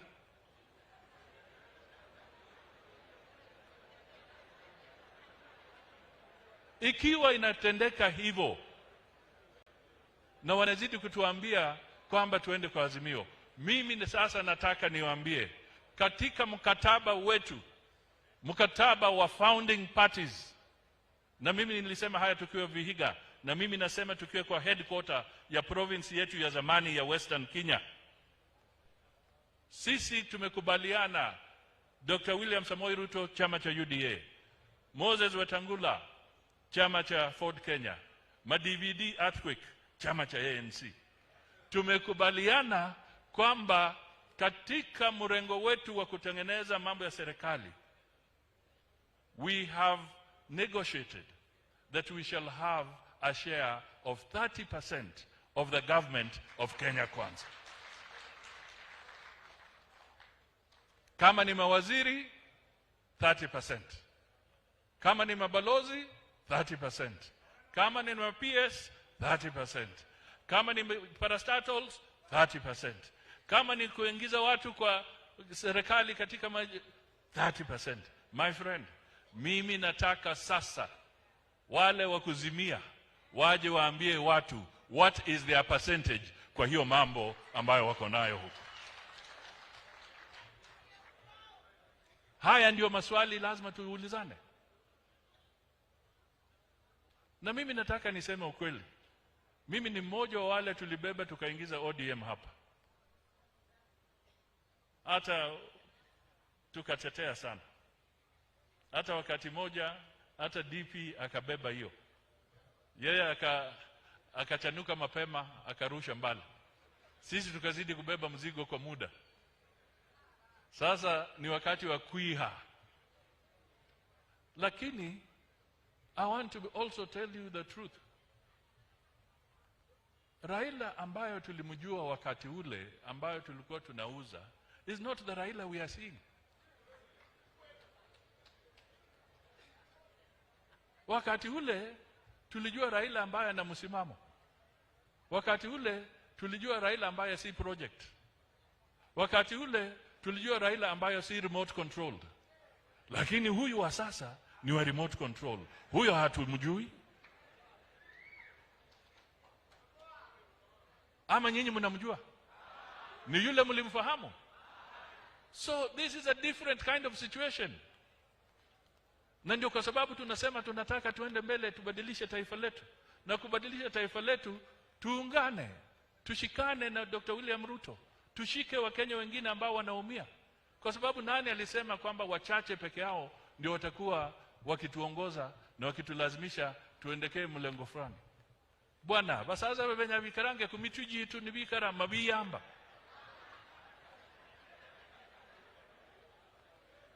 Munda kwikale kumitui. Matange kudushura na dushura. Na hivi jika kumitugogo hapana. Hapana. Sio imekwisha. Sasa sisi tunasema tunataka tuende mbele. And to go forward, we want an economy that works for all. Tunataka uchumi, hali ama mazingara ya kiuchumi ambayo yanasaidia kila mtu, mkubwa na mdogo, mnyonge na yule ambaye anajiweza. Haya ndio mazingira ya uchumi tunataka tuweke pale. Na tutaweka ikiwa tutakuwa tukisikizana, na mimi na imani tukishikana na ndugu yetu William Ruto, tutasikizana na tutabadilisha maisha ya Kenya. Wanenaji hapa wamesema ushuru unatusumbua. Madeni ya kitaifa yanatusumbua. Mambo ya elimu kwa CBC, walimu wamezungumza hapa. Wale wa afya wamezungumza. Kilimo kinadidimia. Jameni, hizi shida haziwezi kutatuliwa na viongozi ambao wanakuwa controlled na remote control. Ni lazima tuwe na viongozi ambao wanashika steering sawa sawa, wanaona pahali tunaenda, wanajua wakati wa kuweka brake na wanajua wakati wa kuweka accelerator. Sio watu wa remote control. Na huyo ndio tunasema tukishikana na William Ruto, yeye si mtu wa kuongoza taifa la Kenya kwa njia ya remote control. Yeye atashika steering sawa sawa na kila mtu atakuwa sawa katika taifa letu. Kwa hivyo mimi nasimama hapa nikisema mtusaidie. Kibaki tumesema pole. Aliwacha mzingi wake, ameenda. Kibaki alikuwa na nafasi hata kwa wakati mgumu akatengeneza serikali ya nusu mkate. Wakati huo to bring stability. Sasa tuko wakati huu, wengine wakasema wanaenda kusema handshake ili walete stability. Hiyo handshake ikagawanya taifa la Kenya. Na mimi nashangaa nikimalizia ili nimngalike ndugu yetu mkubwa kwa kisiasa hapa aseme, mimi nataka niulize hivi. Ikiwa president anastaafu, president ambaye anastaafu ni Uhuru Kenyatta, yeye amekuwa na mkate mzima. He has had the full loaf. But now we are reaching a stage where an outgoing president is the one now anaanza kuomba anataka nusu mkate. Wewe fikiria, amekuwa na full loaf, boflo yote. Kwa miaka 10 amekuwa akishika mkate mzima. Sasa huyu jamaa analeta confusion kwa sababu anataka awe na nusu mkate. My friend, tukisema pole na tukitoa heshima kwa Mwai Kibaki, we must remember one thing. When the time came for Mwai Kibaki to go home, Mwai Kibaki did not interfere in the succession politics of the Republic of Kenya. Mwai Kibaki Kupitia kwa signature yake ndio tukapata hii katiba ambayo tunaita the most progressive constitution that Kenya has ever had. Ndio huyo mzee analala sasa. Sasa ni wajibu wetu to defend and to protect the good things, the good legacy, the good legal framework in the name of the Kenya Constitution that Kibaki left us. Let us defend it and make sure, if at all they'll ever be amended, let it be properly done, let it be through the proper consent of the people of Kenya and not a few individuals who want to go for self-preservation. Hiyo tumekataa na tutakataa na Wakenya watakataa na kila mtu atakataa na Mungu mwenyewe atakataa. Sasa mujitayarishe. Nataka tualike ndugu yetu Dr. William Samoei Ruto, Chief Hustler, naye kuja kusema.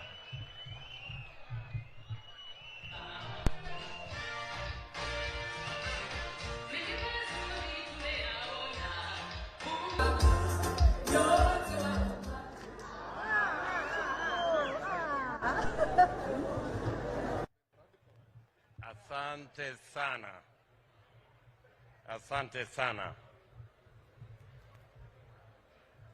Ndugu yetu Mheshimiwa Musalia Mudavadi, Mheshimiwa Moses Wetangula, Mheshimiwa Speaker wetu wa bunge la Senate, Mheshimiwa Kenneth Lusaka ambaye amefika hapa, waheshimiwa wabunge, masenators, waheshimiwa members of county assembly, ndugu zetu watu wa Kakamega, mjambo. Kakamega mulembe. Mulembe handi. Muli mwoyo. Muli balamu. Musangalile. Bwana Yesu asifiwe. Hebu munisalimie hewani hivi nione watu wa Kakamega. Asanteni sana. Asanteni sana. Kwanza nataka nichukue nafasi hii nimshukuru Mungu kwa sababu ametupatia nafasi. Tumefika county yetu ya Kakamega, the second largest county in the Republic of Kenya. Mimi nataka niwaambie asante sana kwa kutukaribisha hapa. Nataka nishukuru viongozi wa hapa, Mheshimiwa Malala, Mheshimiwa Boni Khalwale, wabunge wetu na ma-MCA na viongozi wa hapa kwa kupanga ili tupate nafasi ya kongamano hii ya kiuchumi ya county ya Kakamega. And you have been told about the journey we have made about why we are here today. Hii safari tulianza kuongea mambo ya uchumi, na tulipanga hii safari kwa sababu tulisema tunataka kubadilisha mjadala katika taifa letu la Kenya. We insisted that we are going to change the political conversation in the Republic of Kenya. That the political conversation will not be about leaders, it will be about the people. That the political conversation is not going to be about sharing power. It is going to be about empowerment of every Kenyan. That the political conversation will not be about changing the constitution. It will be about changing the economy. The political conversation is not going to be about creating positions. It's going to be about creating jobs. That is the conversation today we are having in Kakamega County. The conversation about the economy, about the people, and about the people issues. This conversation, ladies and gentlemen, is the conversation of our lifetime. We have had many conversations, but this time round, this election will be informed by the conversation about the economy of our country. Na ndio tumekuja hapa makusudi. Leo hatuja kuja hapa rally ya siasa. Tumekuja hapa kuongea uchumi. Na tumechukua muda wetu karibu masaa 4 kuwasikiza. Tulikuwa na mkutano wa kwanza hapa Kakamega. Tukawa na mkutano mwingine kule Naivasha na watu wa stakeholders wa Kakamega. Tukarudi hapa tena Februari. Leo tumekuja hapa kufanya validation ya mwisho. Na mimi nataka niwaambie watu wa Kakamega, uongozi wa Kenya Kwanza, tuko tayari kuandikiana mkataba na watu wa Kakamega ili tutimize yale mumetuambia. We are committed to making sure that our commitment to you must be delivered. And we are ready, we are willing to sign a charter between the Kenya Kwanza leadership and the people of Kakamega County, so that the issues we have talked about here are issues that will be on our performance radar, so that we can deliver on those issues. Ninyi mnanielewa jameni? Tunataka kupiga marufuku siasa ya utapeli na siasa ya uongo na ukora. Watu wanakuja hapa wanatueleza mambo mengi, lakini mwisho they deliver nothing.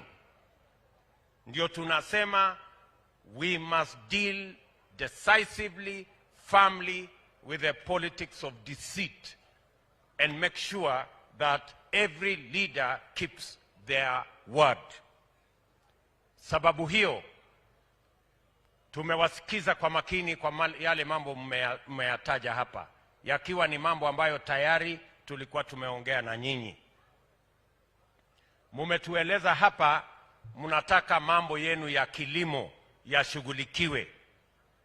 Wakulima, viongozi wakulima wametuambia ya kwamba tupunguze gharama ya mbolea na mbegu.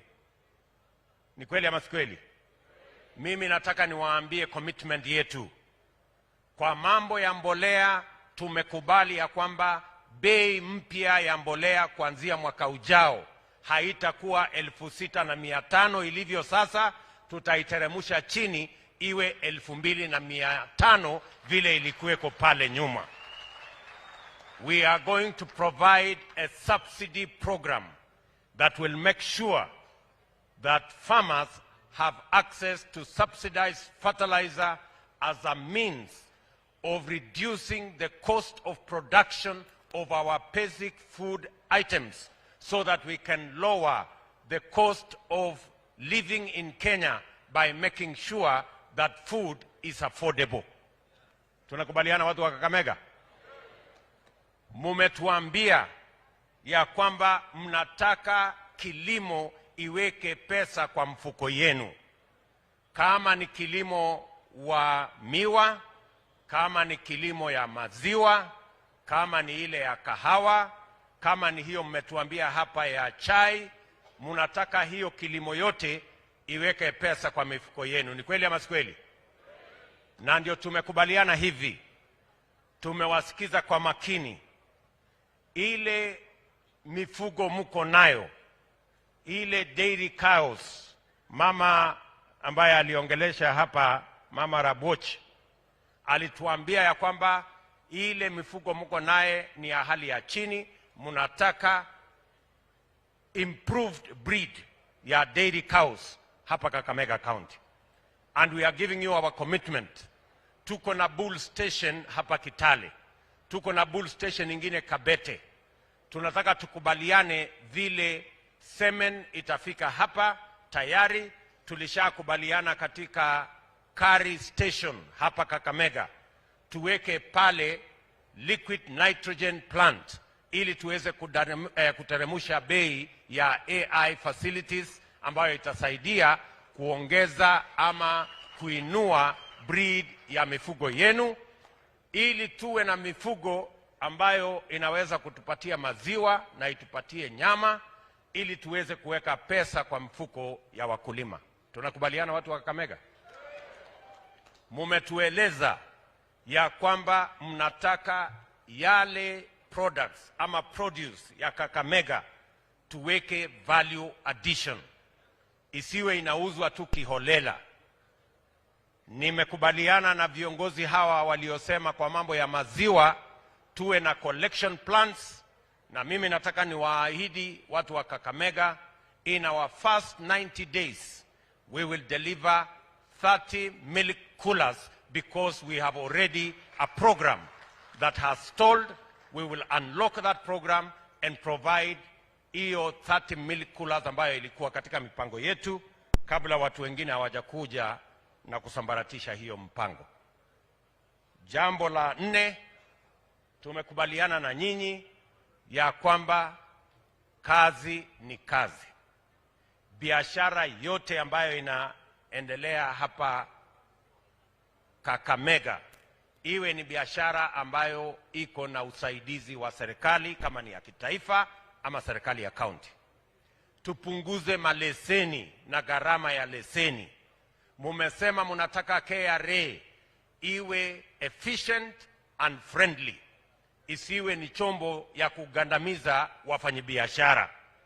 KRA ifanye biashara yake, itusaidie kukusanya ushuru, lakini ijue ya kwamba ile ng'ombe ambayo inatoa maziwa ni biashara ya wananchi, na ng'ombe inayotoa maziwa huwezi kuipiga ama kuiumiza ama kuiua. Sisi wote tutakoza hiyo maziwa. Ni kweli ama si kweli? Ndio tunasema we will reform the Kenya Revenue Authority so that it is more professional, it is more efficient, and it is people and business friendly, so that it can deliver on its mandate, collect taxes without necessarily hurting businesses and enterprises. Tunakubaliana? Tumekubaliana ya kwamba wafanyabiashara wote, hasa wale walio chini, watu wa bodaboda, watu wa mama mboga, mumetuambia mambo mawili. Kwanza, tujenge soko. Wafanyabiashara kina mama mboga wawe na soko mahali wanaweza kufanya biashara yao bila ya kuhangaishwa na jua, bila ya kuumizwa na mvua, na iwe ni mahali ambapo ni mahali pia iko na afya na hali ya usafi ya kutosha. And therefore I want to tell my friend Cleo Malala, by the grace of God, you will be our governor in Kakamega County. Hizi towns zote kuanzia hapa Kakamega kwenda Malava, kwenda Mala, kwenda Sianda, all these big towns tunataka uanze kupanga. Tutakusaidia kujenga masoko as national government, so that hawa wafanyabiashara waweze kufanya biashara katika mazingira ambayo inafaa kufanya biashara. Na wewe utatusaidia, tukikusaidia kujenga masoko, utatusaidia kupunguza gharama ya leseni, ili hawa wafanyabiashara wafanye biashara sawa sawa. Tumekubaliana? Jambo la 5, wananchi wengi hapa wamesema ya kwamba saa zingine kunakosekana mambo ya usalama, na tatizo, changamoto kubwa ya mambo ya usalama ni mambo ya vijana wengi ambao hawana ajira. Ni kweli ama si kweli?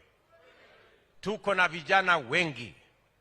Tukitangaza ya kwamba tunataka askari vijana 3,000 wanakuja kutafuta, askari 10 wanaajiriwa. Wale 2,990 wanakwama. Ni kweli ama si kweli? Wakisema tunaajiri jeshi, vijana 5,000 wanakuja kukimbia. Mwisho vijana 5 wanaajiriwa. Vijana wengine 4,995 wanakwama. Sisi tunataka tukubaliane hivi. Tumesema kama Kenya Kwanza, mambo ya kupanga ajira ya vijana wetu is no longer going to be a matter left to guesswork. Sisi tutakuwa na mpango makusudi. Na mimi nataka huyu muungwana ambaye kwa mapenzi ya Mungu atakuwa gavana wetu anisikize kwa makini. My friend, hapa Kakamega mpango yetu ni kujenga at least 10,000 houses in Kakamega County. Katika yale townships kubwa kubwa. Anza saa hizi Mheshimiwa Malala to identify land, mahali tutakupatia pesa. Tayari tuko na waegezaji. We have developers who are ready to build low-cost, high-rise houses. Ili tuhakikishe ya kwamba hapa Kakamega tunafanya mambo mawili ya muhimu. Tunapunguza land fragmentation na pia tunaendesha mambo ya townships na kuweka hali ambayo wananchi wanaweza kuishi mazingira ambayo kuwapatia maji ni rahisi, mashule ni rahisi, mahospitali ni rahisi, stima ni rahisi na mambo yale mengine, it becomes much more easy. Sisi tunasema hivi, anza kufanya mapping bwana governor. Hizo nyumba 10,000 tutajenga wapi? Kama tutajenga 2,000 Kakamega town, tujenge 1,500 kule Mumias, tujenge 1,000 Malava, tujenge 1,000 hapa Sabatia. Hiyo mapping tunataka utusaidie, kwa sababu nia yetu ni kuhakikisha ya kwamba tunawasaidia kupunguza mambo ya land fragmentation, na jambo la pili tunawasaidia ajira zipatikane. Mimi nataka niwafanyie hesabu kidogo. I want to tufanye hesabu pamoja.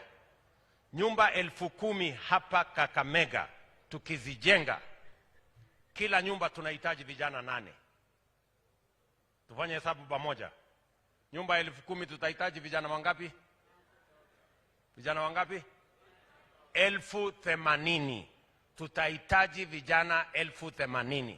Na hiyo ndio njia ambayo tumeongea na professionals, wametueleza njia rahisi ya kupanga ajira ya vijana wetu ni katika infrastructure development which are labor intensive. Na moja yao ni hiyo ya housing.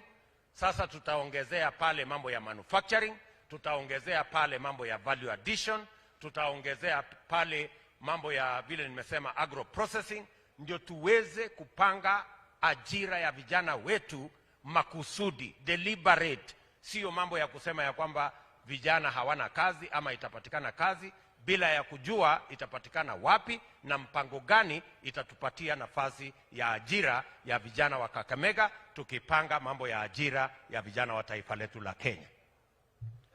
Mimi nawauliza watu wa Kakamega, kama tutakuwa na mpango ambayo itaajiri vijana 80,000 hapa Kakamega, itakuwa imeweka dent kwa mambo ya unemployment ama haitaweka dent? Si ndio? Si ni tofauti na ile askari watu 5,000 wanakuja alafu watu 5 wanaajiriwa?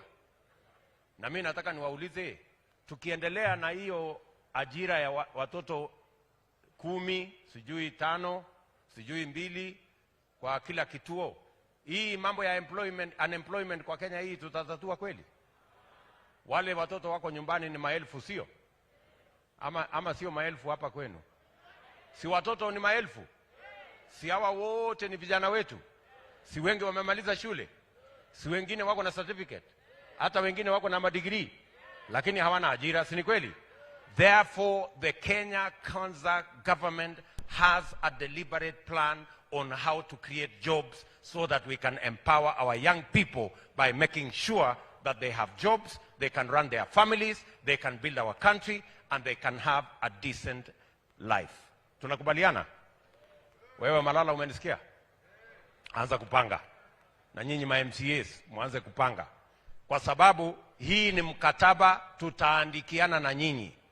Hii tutaweka kwa chata ya watu wa Kakamega, because we have every intention of delivering on our commitment. Vile vile tumesikia wale wametuzungumzia kuhusu mambo ya matibabu. na tumeambiwa hapa tuko na majengo makubwa makubwa, lakini hakuna dawa, hakuna wauguzi. Na ndio tunasema hivi, tukiendelea mbele, sisi kama Kenya Kwanza, we have decided that we are going to have a new model of financing health in Kenya. And we are going to make it centralized on the people. Tumesema bima ya afya ya NHIF, ambayo saa hizi mimi kama Deputy President nalipa shilingi 1,700. Kuanzia mwaka ujao kwa mapenzi ya Mungu, mimi nitalipa 30,000. Na yule mama mboga tutampunguzia kutoka 500 ije 300 ama 200. Ndio kila Mkenya tuwaweke katika bima ya afya ya NHIF ili tuwe na madawa katika mahospitali. Mumesikia yule mungwana amesema hapa mambo ya procurement ya madawa, unaambiwa procurement inaendelea. Sio procurement imechelewa, ni pesa hakuna. Ndio wanasema procurement. So we want to correct. Watu wa Kakamega tunaelewana? Kabla ya December mwaka huu tunawaambia we will have a functional health insurance scheme that will cover every citizen of the Republic of Kenya. Mumetueleza vile vile ya kwamba tunataka tuendelee na kuimprove mambo ya infrastructure. Mama mmoja hapa ametueleza kuhusu barabara. Ni kweli kuna barabara kadha tumetengeneza hapa Kakamega, lakini Kakamega bado iko na deficit ya barabara za lami in Kakamega County. Hapa Ikolomani tulikuja tukasema ya kwamba tutawajengea barabara kutoka Ikuu, si ndio? Ambayo inakuja mpaka hapa Malinya. Lakini imekwama mahali fulani. Pale mahali hiyo imekwama, mimi nataka niwapatie commitment. Tutatoa hiyo barabara mahali imekwama mpaka ifike Malinya mahali tulisema itafika. Pia tumekubaliana ya kwamba tuko na barabara ambayo tunajenga saizi ya kutoka Ikoli kwenda Samitsi kwenda mpaka Malava. Tunataka hiyo barabara tuitoe Malava, ikifika pale tupeleke Samitsi mpaka tukutanishe na Navaholo, ile barabara ambayo iko pale. Hii barabara pia ya Navaholo imekwama njiani, haijafika Musikoma mahali tulikuwa tunasema hiyo barabara ifike. We will also make sure that that road is completed to the correct standard. Vile vile mnajua tulisema tunawajengea barabara kutoka Ibokolo kuja Idangalasia ikuje Sianda pale. Saa hizi imekwama pahali inaitwa Bumini, haijafika Malaa. Tunataka ifike Malaa na iende mpaka ifike Navaholo.